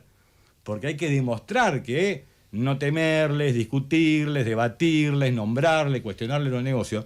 ¿Cómo haces para quedarte en 10 años con Telefónica y Telecom? Si vas a desaparecer, hasta en el año 2015 ibas a desaparecer. TN podía desaparecer. Hoy se quedó con Telefónica y Telecom. Bueno, el presidente dice que lo va a evitar a eso. No sé. Yo digo lo que veo. Y muchas veces, incluso en el libro que escribe con Novaro, Mañeto, creo que es Marco Novaro, es un libro que yo me lo leí, porque soy muy leo todo, como dice Cristina siempre. No, a mí nunca yo no quería Telecom. A mí Telecom me lo ofrece Néstor. Deja a Cristina el poder, la hacen papa, persiguen gente, meten en cana a cualquiera, al que se les ocurre, cuando quieren, no importa bajo qué motivo, porque había un poder residual, humillan a las personas y se quedan con todo. Mientras en Argentina, en nuestro país, lo hicieron papa. 70.000, 60.000 palos con el Fondo Monetario y ellos se quedan con 2 Telefónicas. Para eso querían hacer mierda a un gobierno. Para quedarte con 2 Telefónicas, hacer papa al país. Yo no estoy de acuerdo con eso. Después que discutamos la singularidad, discutamos todas las singularidades que quieran, porque todos los gobiernos pueden atravesar episodios de corrupción de un funcionario de aquí, de aquí, de allá. El problema es después cómo se desarrollan las cosas y cómo son las políticas generales. Entonces, les terminan robando un país en las narices, quedándose con todo, y aparte con lo que significan, lo que yo muchas veces llamo, por ahí incorrectamente, pero es mi manera de decirlo, lo que son los servicios públicos de segunda generación, cable, internet. Sí, vos fíjate que los que más usan eso son los jóvenes. Claro. Y el otro día midieron Subani Córdoba según franja etaria, qué creía cada franja etaria respecto de la condena a Cristina. Y todas las demás franjas etarias más o menos están miti-miti, o un 55-45 de culpable Cristina. Pero en los jóvenes 3 de cada 4 creen que es culpable. ¿Qué fue eso? ¿Solamente el machaque de Mañeto o un problema redes, no, a la hora de justificar, nada, no sé, una trayectoria de vida, un patrimonio? Pero la puedo justificar de acá a la China y mis viejos también. Yo en 20 años, yo quisiera saber, ¿por qué? Porque uno al final lo piensa. En el año 87, si se quiere, mi viejo tenía que yo 20 propiedades en alquiler. Esto lo explicó muy bien en su momento, digamos, Cristina en el libro, sinceramente, está explicado correctamente ahí. Y la verdad que, si vos me vieras a mí, de joda en los restaurantes más caros, con la modelo, con autos último modelo inexplicable. Entonces, ¿sabes lo que pasa a esos pibes? Yo un día me acuerdo que en 2020 vino un compañero y me dice, mirá esto, ¿no? Y habían hecho un video de unos autos que habían agarrado en aduana, Lamborghinis y todo ese tipo de cosas. Digamos, yo encima ni soy fanático de los autos, ¿no? Estos son los autos que se mandó a buscar Máximo. Claro, y mirabas y tenía 980.000 visualizaciones. ¿Qué quiere que haga con eso? O sea, vos decís que fue más efectivo con ellos el poder de las redes que con los cuarentones el poder de los medios, que es todo construcción. Pero y vos dejate que un pibe recibe un coso, ven auto, le dicen, y hay como una cuestión ya, si querés, climática antes generada o ambiental de es tal cosa. Y bueno, pero ¿cómo conectás entonces de vuelta con ese pibe? Porque yo veo las plazas del kirchnerismo y hay mucha cana. Bueno, que estoy acá. Mucha cana, no policía. Estoy acá, digamos. Acá hay un montón de canas. Algún pibe lo debe ver, supongo, digamos. Acá. Pero más allá de eso, yo a lo que voy al planteo, Ale, en esta discusión, porque terminamos discutiendo lo que ellos quieren. ¿Entendés? Y estos pibes son los que van a tener que pagar los megas del consumo de sus teléfonos al precio que una sola persona quiere. Sí. Al que una sola persona quiere. Mira, esto en la ciudad de Córdoba se expresó, incluso ya sin Telefónica estamos hablando, Ahora hay que sumar Telefónica. Vos tenías, ellos tenían Telecom, traía personal, traía Arnet, ¿no? Personal a compañía de servicios celulares, Arnet de servicio de internet, y tenían junto a Fibertel y Cablevisión, tenían el 90% del mercado de la ciudad de Córdoba. ¿Qué economía seria esa es de los que opinan que debe haber una competencia? Y lo peor es que cuando se discute en el Congreso la ley y vayan a buscar el día que discutimos el artículo en particular cómo votó cada diputado o diputada, porque la señora Carrillo había presentado un proyecto que decía que se podía tener hasta 40% del mercado. Ese número desaparece repentinamente en las comisiones y la ley de competencia. Era muy restrictivo el proyecto de Carrió. Claro, y de repente desaparece el 40%. Nosotros en el artículo donde estaba incluido eso lo volvemos a pedir que se inserte. Y no se pudo votar, entonces bien, pero termina ahora. A esos pibes en Brasil, yo hablé con un pibe en Brasil con un pibe que cuidaba coches, ahí me volví a charlar, y el pibe bancaba a Lula. Me decía, un pibe pobre, me decía, a mí me pagan por terminar el secundario. Está buenísimo el programa, un programa complementario del Bolsa Familia. Escola algo, no sé. Y ese pibe, por ahí la propaganda bolsonarista, la fake news, toda la porquería de la ultraderecha le llega también. Pero si a ese pibe le transformó la vida un gobierno, bueno, no le da bola. Es un poco lo que ustedes decían en el 2015 respecto de lo hecho en 2010, 2012, 2014. ¿El problema es la propaganda, la red social, el meme que le llega al pibe con los autos de Máximo? ¿O el problema es que el último peronismo no los dejó soñar con tener una casa propia? No, por eso no. O sea, medio les cagó la vida con la inflación. Es todo un combo, porque aparte nosotros tuvimos una pandemia en el medio. Tuvimos una pandemia. Bueno, encima entonces, lo encerraste en la pandemia. Claro, pero esto yo lo discutí, y si vas a lo que uno decía, vos imaginate que a mí me agarrás a los 15, 16 años. Todas las hormonas revoloteando por todos lados. Sí, quédate en casa. Yo quiero ir a jugar al fútbol, sí, a la plaza, salir a bailar, sí, ver que... Bueno, ¿quién me está encerrando? Alberto y Cristina. Y claro. Bueno, ok, ahora, de eso, ¿no te podés reponer con política? Va a llevar mucho tiempo. Entonces nos esperan dos mandatos de Milei. No nos esperan 2 mandatos de Milei, porque cuando los pibes vean lo que le pasa a ellos mismos y a su papá y a los que están al lado, rápidamente se van a dar cuenta de la ficción. Esta ficción va a concluir, un poco lo que dice Cristina ayer, esta ficción va a concluir. Y también hay un montón de pibas y pibes que ayer estaban en la plaza. Pibes de 16, 17, 18 años que lloraban o que querían estar ahí, o que entienden y se van acercando paulatinamente, van recuperando el eje y alejándose de este tipo de formulaciones. Claro, pero que proporcionalmente son mucho menos que hace 10 años. Hoy es más canoso el kirchnerismo. Claro, hace 10 años que no gobierna Cristina. Máximo, déjame hacerte 2 preguntas que tienen que ver con lo que vos desarrollaste de ayer sobre cómo los medios operan, sí, y lo que buscan. Vos sabés, recién antes de empezar la charla, nosotros con Máximo tuvimos una charla previa, sí, hace como 2-3 meses, que no tenía que ver con esta entrevista, tenía que ver con conocernos. Y recién antes de empezar la charla le digo, uy, lo que te he puteado, y supongo que lo que me has puteado, jodíamos con eso. Y es muy valorable que él, sabiendo quiénes somos nosotros, esté acá. Ojalá Milei pudiera dar reportajes de este tipo. De hecho, es algunas cosas que siempre recriminamos al kirchnerismo. ¿Por qué no dan reportajes? Y eso se está produciendo ahora, y la verdad que para mí está bueno que sea así, porque uno escucha, piensa. Supongo que a vos te pasa lo mismo escuchándonos a nosotros. Sí. Cuando empieza la pelea con Clarín, yo estaba en Clarín. ¿Estabas en Clarín? Todavía vos justo pensaba eso. Sí, yo trabajaba, fue el epicentro, y yo laburaba mucho en eso. Y yo te voy a decir lo que yo vi desde ese momento, porque vos estás diciendo lo que hicieron con Florencia, y estoy de acuerdo. Estás diciendo nunca Macri trabajó para que haya gente presa. Y yo lo que recuerdo de esa época es que, por lo menos lo que yo veía, es que sí se trabajó para que hubiera gente presa, y sí se habló de hijos del otro. Los hijos de Ernestina Herrera de Noble fueron víctimas de una campaña muy fuerte respecto de... Disculpame, pero incluso la señora de Noble, esto para que quede claro, no solo no tuvimos persecución política, sino que ningún dueño de medio fue preso en 12 años. La señora de Noble va presa con el juez... Escúchame, está bien, pero no hubo un intento con el tema de papel prensa, con actos en la Casa Rosada, con el tema supuesta apropiación de niños que después no fue tal. No fue tal.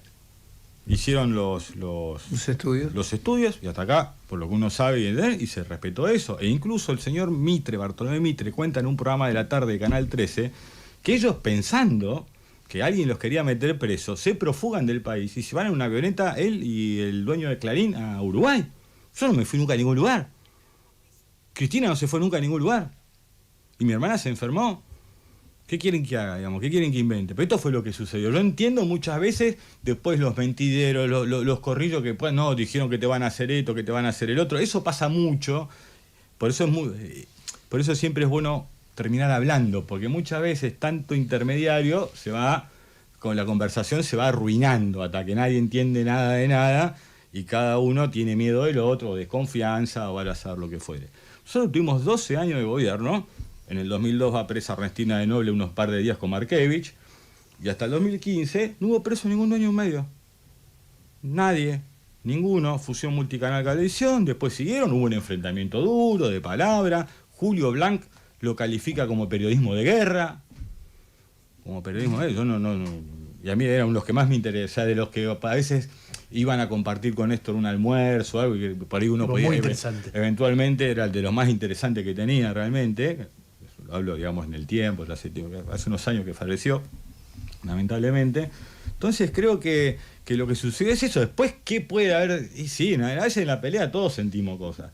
Vuelvo con lo mismo, del 25 de mayo del 2003 al 9 de diciembre a las 0 horas, como dijo Servini Cubría del 2015, ni un solo dueño de medio preso. Ningún dirigente político con representación popular prohibido para poder presentarse. Y veníamos de una Argentina que la encontramos vacía. Cuando Néstor asume la reserva no eran más de 9.000 millones de dólares. Y no eran culpa tampoco ni de Duhalde ni de Roberto Labaña. Es con lo que se asume en ese momento. De ahí arrancamos a la Argentina que llegó al 2015. Con los aciertos que vos puedas señalar, con los errores que vos puedas señalar, con los aciertos, yo también puedo tener una visión, bueno, acá hubo algunos errores, yo esto lo hubiera hecho diferente, hasta por ahí lo que vos considerás un acierto, Ernesto, lo puede considerar Alejandro o Reinaldo, yo lo considero un error. Pero es parte también de la discusión, el debate político, no todo tiene que ser de un drama tan... Pero se blindaron un poco, ¿no? Yo me alegro poder entrevistarte, me alegro, me parece que ayuda, que permite discutir temas, incluso... Obviamente los que no te gustan o los que no nos gustan a nosotros, no sé. Creo que a la gente que escucha le interesa. Pero me da la sensación que es como que se blindaron en un momento, ¿no? No sé. Claro, como sector político, como no sé, kirchnerismo, llamarle como quieras. Sí, no sé si... Mira, el problema cuando muchas veces construís una coraza es que también perdés sensibilidades, digamos. Y a mí eso en lo particular siempre estoy muy atento a eso. A veces me da miedo por aguantar lo que uno considera un ataque o por aguantar, digamos, una disputa, una pelea o la crueldad ajena, uno termine blindándose no siendo capaz después de dar. Y creo que lo mejor que hemos hecho, no sé si es blindarnos, sino que esta pelea no nos sacó la ternura ni nos termina corriendo de eje. Y tratamos aún, porque muchas veces las cosas se nos pueden ir un poquito de las manos por la vehemencia, la pasión, momentos muy álgidos, de que eso no suceda. Y lo mejor de lo que sucedió ayer es eso, en una situación de proscripción y donde mucha gente la quiere muchísimo a Cristina. Yo la miraba hoy a la mañana, estábamos ahí y ya habían ido a hacer el trámite, o no sé qué tienen que hacer con la tobillera, ¿no? Con esto que le da tanta, ¿no? ¿Viste? Hay gente que libera endorfinas y dopamina, ¿no? Cuando habla de la tobillera de Cristina. Y vos estás ahí, ahora como un poquito menos de gente, pero pasan caminando, se escuchan, y lo de las bocinas, y ella se pone contenta, es como una suerte, digamos, también donde la gente la acompaña. Claro que a uno le da mucha indignación, y si esa indignación y bronca después no tiene un cauce y una canalización, hay que ver muy bien qué ocurre en nuestra sociedad. ¿Cómo? En lo personal, yo viví el país de la Rúa, Reinaldo. Y no entiendo si esto va a funcionar así, porque gracias a Dios para la familia de la Rúa, obviamente, que lo pudo disfrutar hasta el final con el desastre de presidente que fue. Se quedaron con los ahorros de los argentinos, para hablar correctamente. Más de 40 muertos en la Plaza de Mayo. Recién Matov y Santos en el 24, recién los tuvieron 3-4 meses. 23 años después. 23 años después, y nos quieren explicar ahora de la celeridad de las cosas, de la justicia. El nivel de caragurés que manejan es muy grande. Por eso antes, hace unos minutos te decía, vea como vea uno a alguien en la sociedad argentina, tiene que tener todos los derechos. Porque si no resulta que te hacen una buena campaña en los medios, esto te destruyen, después se asimila cualquier cosa, bueno, no merece, no. Si nosotros perdemos ante lo que podamos considerar un adversario político, o un enemigo, si querés también, depende del calado que vos les des, digamos, a la disputa, no tenés que alejarte nunca de principios básicos que nos conforman como sociedad. Nada más. Esa es mi mirada y la mirada de muchos argentinos y argentinas que ayer fueron a la plaza. Ahora, ¿cómo vuelven? La fidelidad de un sector importante de la población está, eso lo marcan todas las encuestas. Hay un núcleo ahí que sigue creyendo en Cristina. Ahora, ese espacio no te alcanza para ganar una elección. ¿Cómo hacen para volver a ofrecer futuro? Porque a mí me parece que pasa un poco ahí. Cuando digo futuro es perspectiva, porque la gente vota mucho por eso. Dice, claro, che, ¿cómo voy a estar? Bueno, ¿Qué va a pasar? Voy a hablar con lo mismo. Yo creo que el primer futuro que podemos ofrecer en realidad es qué vamos a hacer con el endeudamiento externo, Reinaldo. Si no, todas las políticas públicas que vos pienses con este nivel de endeudamiento son una ficción. No las puedes llevar adelante, le estamos mintiendo a la gente. Que vos digas que vas a mejorar la salud pública de tal o tal manera con este nivel de endeudamiento que tenés, es bueno, lo que te preguntaba, a ver, si ustedes van a rechazar... Es un poco de lo del Garham. No, tienen que sentar... Pero es que es racional lo que nosotros estamos planteando. Y es tan racional que vienen intentando diferentes situaciones, acuerdos, y todos fracasan. Porque nuestro país tiene una determinada capacidad de repago. Entonces, también debería pensar el que prestó. Ahora, el que le presta 50.000 millones de dólares a la Argentina como el Fondo Monetario, ¿no pensó cómo era el repago de eso o le interesaba que quedemos engrampados? Bueno, vos propusiste en su momento un estiramiento de los plazos. Exactamente. Hay otras propuestas... Como la de Kotzer, de la cuota, de la overquote, digamos, lo que estuvo prestado sobre... Pagar sobre lo que correspondía prestar. El responsable de Tenoman con su libro, ¿cuál es el libro que hace vos? Que se llama Enemigos. Bueno, mirá el nombre que tiene. Sí. Mirá el nombre que tiene, Bueno, pero pará, eso... Yo leí ese libro. Bueno, pero eso puede plasmarse... No es cierto, lo leí. No, lo leía mucha gente en ese momento. Eso puede plasmarse en una agenda de futuro. ¿Cómo Ale, perdona? Eso que propone Dani Kotzer de que se repague solamente lo que correspondía prestar a la Argentina y no más...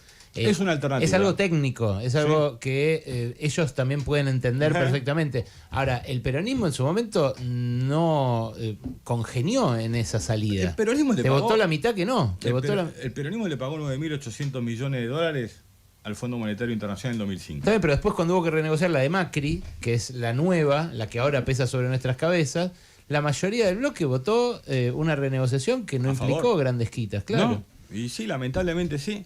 Bueno, por eso uno ahora... lo que hace ahí, mire, vos fíjate la responsabilidad de uno, entendiendo de dónde veníamos del macrismo, de la pandemia, nosotros no rompemos el bloque, yo no caminé ese bloque para conseguir votos en contra. Pero si vos considerás que la deuda es un problema tan grande, ¿no deberías haber hecho eso? Mirá, ¿No te deberías haber ido con portazo? Pero esta es una cosa, yo en un momento, vos imaginate que soy casi oficialista, digamos, o sea, mi viejo ha sido intendente en el año 87 al 91, 2 años de gobernador, después presidente. La tendencia a la responsabilidad que tenés es enorme. Pero cuando uno ve eso, también en un momento apela a que los dirigentes también, más allá de lo que uno diga, piense, o instruya, o intente compartir, o convencer, o persuadir, también tienen que verlo. Porque lo que nos decían ahí que era para debilitar a Alberto. Y nosotros lo que queríamos era cuidar la economía argentina. Los argumentos incluso a favor del voto es que si no se votaba iba a gobernar la ultraderecha. ¿Y hoy quién gobierna?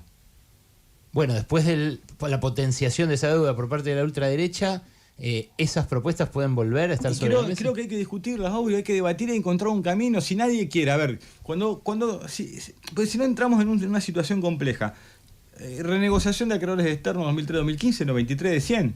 93.1 de 100%. O sea, tenés que dialogar y tenés que tener voluntad de diálogo. El próximo gobierno tiene que arrancar por ahí, decís. Yo creo que tiene que reestructurar todo el endeudamiento externo, sí o sí, porque es impagable, no porque yo quiera, no porque Máximo piensa de tal manera, o ahora leyó pónganse el libro de acuerdo porque o leyó el libro de Berkovich, o leyó el libro Máximo, de si en el 2019, antes de asumir, Sí. se ponían de acuerdo, todo, discutían, se mataban y decían, bueno, ¿qué vamos a hacer con el fondo? Y se ponían de acuerdo, y era rechazar la deuda ilegítima, que lo era en gran parte, y iban todos para el mismo Yo te lo lado. digo al revés, mira, Reynoso, No se yo discutió hablo con el eso, es presidente una de pena. nosotros, y miércoles a la noche, antes que lo anuncie el viernes a la mañana, voy a hablar, porque Cristina estaba en Honduras, había dado la asunción de Xiomara Castro. Y en un momento me dice, no, bueno, pero nos pueden dar un golpe de mercado o algo así, ¿no? El lunes, cuando abran los mercados, no dan un golpe. Bueno, si lo van a hacer, por lo menos díganle la verdad a la gente. Decirle que estás yendo adelante con una política, por un poco lo que describía Ernesto una media hora, 40 minutos antes, de esa capacidad de daño del Fondo Monetario. Es decir, te puedo dañar en serio. Porque si no estás asumiendo y no le estás contando a tu sociedad qué significan estos elementos. Y después nos enojamos cuando la gente no entiende. Lo que pasa es que y la gente no entiende porque la dirigencia no le explica, porque quiere parecer autosuficiente todo el día. Y no podés con todo, y tienen que hacerse cargo. Entonces, si el presidente se viernes a la mañana decía, tengo una pistola en la cabeza, producto de lo que hizo Mauricio Macri, quizá la postura de muchos hubiera sido diferente. Ahora, si vos agarrás un micrófono y le decís, este acuerdo es antiinflacionario, va a invertir más en el CONICET, vas a tener más obra pública y todo no pasa, bueno, ahí ya cambia aparte. Ahí ya entras, estás diciendo algo que no va a suceder. Pero ¿no lo hace más confuso el hecho de que Massa, que fue del bando contrario al tuyo en esa votación, Sí, claro. que votó por el Fondo Monetario, Claro. después fue el candidato a presidente que el peronismo presentó? Salimos adelante como pudimos, se nos fue un ministro de Economía un sábado a la tarde, creo que era 2 de julio, 1 de julio, porque estábamos haciendo un acto de Perón ahí en Ensenada, donde estaban Mario Seco, Musi y Cristina hablando. Fue en el discurso, se enteraron. A la sí. gente, claro, sí, yo me la acuerdo bien esa. Y sin agua viene, agua va, se va. O sea, Máximo, este es el problema. Y después viene la compañera que hoy es ministra de Axel, ¿cómo es que se llama? Batakis. No. Batakis. Silvina, muy buena funcionaria que trabajó con Guado en su momento. Y los diarios escribían que estábamos de salida. O sea, la primera persona que yo escucho decir que no hay plata en Argentina no fue a Javier Milei, fue a Batakis. Y lo dice en una reunión de gabinete. Me puede desmentir cualquiera. no, a ver, fue público. Claro. y La hubo que primera sa- señal que daba Claro. Takis es de ajuste. Exacto, y hubo que salir adelante como pudimos. Tan así es incluso que el día posterior a las PASO del 19 tenemos una devaluación de 30 puntos, con saqueos posteriores, ¿no? Una semana de saqueos chiquitos, todos organizados en diferentes puntos del conurbano. Esto sucedió en nuestro país. Máximo, déjame Sí. una pregunta y un señalamiento. Ujú. En medio de la pelea con los medios, etcétera, el día de la condena a Cristina, hay un grupo de gente entra al local de TN y hace daños. Ujú. A mí, bueno, alguna gente dijo, hay un funcionario de Sí. Guado, y después en el video de la cámpora convocando al acto de Cristina aparece una imagen de ese ataque. No lo vi. ¿Qué pensás de eso? ¿Está bien? ¿Está mal? ¿Lo entendés pero no lo aprobás? ¿No lo entendés? ¿Te parece que es un error? ¿Te parece No. que está mal éticamente? ¿Qué? Mira, yo te voy a decir lo que pienso de todo ese tipo de cosas de otro lugar. Pues ya el punto de vista de ellos lo repiten todos y a mí nunca nadie me preguntó nada. Desde Alicia, gobernadora de Santa Cruz, con Cristina, expresidenta en ese momento, encerradas durante horas en la residencia de gobierno de Santa Cruz a los Piedrazos. Con un vuelo docente, ¿no? Sí, 2007. estaba 2016-17. Y estaba aparte mi sobrina, Lenita. No vi en letras de molde. Es más, cuando uno va a ver lo que decían los periodistas que estaban afuera cubriendo eso, había casi un incentivo de lo que se estaba haciendo. Lo que decían ustedes, Alicia, en 2007 es en el conflicto docente. Ujú. Que le pegan a ella y a sus hijas y no quiere decir nada, la llenan de harina, huevo, no sé, lo que fuere. Podría seguir, que yo, los festejos de algunos de la muerte de mi viejo, que eso es larga la lista, el festejo... Las bolsas mortuorias. Las bolsas mortuorias, digamos, con los nombres de mis compañeros también festejadas, la rotura de los móviles de C5N a las piñas en el obelisco durante la pandemia, ¿no? Que quiero aclarar. Puedo seguir un largo rato de las descargas de violencia que hemos sufrido constantemente de ese tipo. Si vos me decís que está bueno sufrirla, no. No, la verdad que no. Te voy a contar, después mis compañeros harán su resumen, pero vos sabés que cuando mi viejo murió y mi vieja murieron muy antikirchneristas. Mira. Y creo que lo que pasó después del quilombo con el campo, a ver, después imagino que por lo menos mi viejo votó a Cristina en el 2007. Imagino, por ahí no, pero me acuerdo de las discusiones que yo siempre de cabrón les discutía en la época de Néstor, pero él cuando se encontraba con Néstor en la Casa Rosada volvía contento. Incluso me acuerdo, hubo una discusión privada mía con tu viejo, que muchas veces la conté, incluso en el libro que les pasó la conté, porque vos ibas a ver, te llamaba Alberto y apreciaba a Kirchner. Y en un momento estaba enojado porque con Marcelo hicimos arrancamos un programa. ¿La era hielo? Todavía no, era América Periodistas. Un programa después de haber tenido una cobertura, digamos, no digo con simpatía, pero donde se veía que entre Kirchner y que el balotaje entre López Murphy y Menem a nosotros no nos gustaba. Y en un momento Kirchner era que podía romperlo. Me acuerdo. Ya bueno, que en tiempo y forma. Después de eso, él va a visitar a ¿quién era? Bush en ese momento. Sí, claro. Que fue el día que Bush le dice que es muy linda tu mamá, la senadora más linda de América Latina, dice algo así. Sí. Y le desea la mano. Me pasa de chiquito. Y nosotros en el colegio me lo decía mi compañero y todo. Y nosotros hacemos una cobertura donde dice un discurso de tu viejo diciendo las manos ensangrentadas de Estados Unidos, qué sé yo, y le superponemos el choque de manos. Entonces nos llama Alberto, me avisa, está caliente por eso, hablamos. Y hay una discusión que a mi viejo lo emocionó, me acuerdo, donde él me dice, escúchame una cosa, yo sé quién sos vos, yo sé qué país querés. Yo no tengo jueces, no tengo periodistas, no tengo nada, y soy el que puede hacer un país bastante parecido al que vos querés, o no, pero más o menos voy en esa dirección. Y por ahí. Y vos me rompés las pelotas, ¿qué onda? Entonces yo le digo, mire, presidente, la verdad que es una discusión sin salida, porque yo soy periodista y yo trabajo de romper las pelotas. Bueno, yo respeto, viste que hacía así, yo respeto mucho la independencia periodística. Me pareció hacer un penal que levanta la mano, ¿viste? Sí, claro. No lo toqué. Pero no te quiero joder si te digo que me parece una pelotudez entre construir un país como el que vos querés y la independencia periodística, optar por la independencia periodística es una pelotudez, me dice. No así, pero era algo. Sí.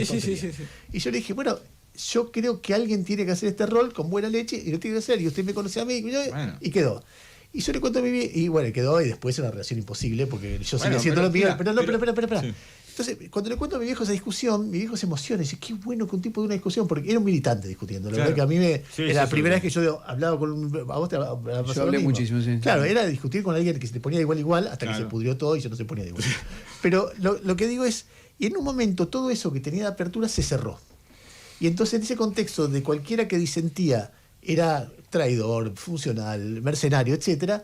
El campo, es el eje. Ese momento, mi viejo me decía, volvió el estalinismo. No quiero eso, yo fui comunista, yo vi cómo era con los montoneros, esa es la peor enfermedad, no te puedes sentar al lado de quién porque ya sos un sospechoso. Entonces se generó una cosa que hizo que un tipo como mi viejo, que los miraba, y mucha gente que los miraba con simpatía, se pusiera enfrente. Un momento duro, se pusiera enfrente. ¿No hay una revisión de eso? ¿No hay sí, una claro, mirada? muchas veces. De hecho, bueno, Alejandro contaba, por ejemplo, la charla que tuvimos en el comienzo del gobierno de Alberto con los sectores del poder económico. El punto que muchas veces lo que tenés que terminar entendiendo y aprender, quizás lo dijo ayer Cristina, un poquito más de sabiduría, es que podés hablar desde un lugar de firmeza, no va a pasar nada malo, digamos, la discusión es franca. Ahora, también es cierto que en esos momentos fue muy complejo también, fue un momento muy, muy duro, y yo creo que también puede estar enlazado también a que quizás él sentía, y esto ya estoy, digamos, especulando, ¿no? Contrafáctico, una especie de desilusión o desagradecimiento por el esfuerzo hecho, porque mi hijo quemó mucha vida. Yo era un tipo que se dedicaba, que laburó como perro, digamos. Siempre lo digo un poco para comparar, ¿viste? Porque siempre está esa cosa que el que está en el sector privado es mejor y el dirigente político es malo, ¿no? Porque se dedica a la cosa pública. Bueno, un gobernador como Néstor Kirchner, Santa Cruz la tenía ordenadísima en el 2001, la desocupación más baja, buenos salarios, con sus problemas, obvio, de coyuntura, pero una provincia ordenada. Y Clarín tuvo que ir a buscar una ley para salvarse en el Congreso, pues estaba mal administrado. O sea, los empresarios habían hecho una muy mala lectura del modelo económico de la convertibilidad, habían tomado decisiones de endeudamiento totalmente erróneas y el pueblo argentino se hizo cargo de ese error, digamos, del empresario, no de un dirigente político, y hubo una ley de bienes culturales para salvar algo que yo entiendo que es lógico. Yo quiero que los medios nacionales estén en manos de argentino y de Argentina. Ahora, así como entiendo eso, también quiero que la contraparte, decís, che, poné para el país, poné para sacar el país adelante, no le jugués en contra, porque alguien te pone límites, porque, o sea, me sirve solamente si me da lo que quiero. Ahí está la disputa. Y bueno, esa disputa fue escalando. Si querés voy a hablar por la propia, porque no quiero hablar por los demás, no es mi tarea tampoco. Muchas veces cuando uno recibe tanta agresividad termina... Blinda, lo que te dije yo. Cerrándose. Se blindaron, ¿entendés? En exceso. Y, bueno, ¿sabés que se blindaron y trazaron una raya en lugar de quién está a favor de un proyecto más justo, más solidario, contra mí o a favor mío? Pero incluso ahora, aún en esa pelea, por ejemplo, hubo casos como fue el caso Kimmel a través del CELS, donde Cristina, digamos, termina con el tema de las calumnias e injurias para el trabajo de ustedes respecto al Código Penal. Nunca había pasado eso. Ustedes tuvieron mucha más libertad a pesar de la pelea, la dureza de la pelea y cosas que quizás podríamos haber evitado, pero saben que sus opiniones hoy no están en el Código Penal. ¿Por qué Cristina dice tenemos que cerrar, el hombre tiene razón? pregunta, sí, ya sé, te hago la última. ¿Por qué Cristina dice el hombre tiene razón en algunas cosas? Después de pegarle al hablar de los periodistas insobrados. Sí, hablar de los periodistas. Bueno, habría que hablar con ella, un micrófono ahí en el balcón. Si puede salir al balcón, le No, metemos. entrevistarla se puede entrevistar. Desde abajo. Yo lo que creo que se refiere... el tema medios y la relación con la política siempre va a ser complejo. Siempre. ¿No? Eso está. Y quizás sea parte de una tensión que haya que asimilar y donde uno también tiene que entender cuándo realmente hay una buena, digamos, no ver todo como un ataque. Que a veces hay una crítica construida de la buena leche, que a veces uno puede estar errando, y esto nos pasa a nosotros. Por lo menos, acá Milei está ayudando a que entendamos la diferencia. Digamos, políticamente, la gimnasia, el debate y el desacuerdo la tenemos bastante, digamos, asimilada. Obviamente que a veces las discusiones, hasta entre propios compañeros y compañeras, puede subir de tono hasta que te enojaste y no te hablaste por una semana. Y te enojabas ahí, viste, y te mirás de lejos, y bueno, después empezás a reconfigurar de vuelta. Yo creo que hay algo, sí, pero es raro que lo diga el presidente cuando es un presidente que tiene la posibilidad de construir la nota que quiere en su despacho. ¿No? Yo eso jamás, no, es más, yo vine acá más o menos hablamos, a pesar de que él es de estudiantes y todo, podemos tener diálogo. Todavía están resentidos por un 3-0 de hace más o menos 50 años. Exactamente. Exactamente. ¿No? Vos sabés que mi viejo decía, era muy con estudiante, era terrible. Sí, hay una pica, no nuestra. Sí. A ver, terminamos acá. Sí. Máximo Kirchner estuvo acá con nosotros. Fue, bueno, a mí me parece una entrevista súper rica, en donde recorrimos con respeto todos los temas, con mucha pasión. Muchísima gente del otro lado también. Muchísima gente del otro lado, así que me alegro. Nada, te agradecemos la generosidad de estos minutos como siempre y nada. Se ganó un libro, mirá. Me llevo un libro ahora. Lo tiene la mamá. Me iba a hacer una publicación. Ya lo tiene la madre. ¿De qué me pareció el libro? Sí. Toda la familia. Ya está todo. Máximo, muchas gracias. No, gracias a ustedes, muchas gracias por el trato. Quédense, ya viene Romina Mangel con No dejes para mañana y nos seguimos viendo. Claro, mañana.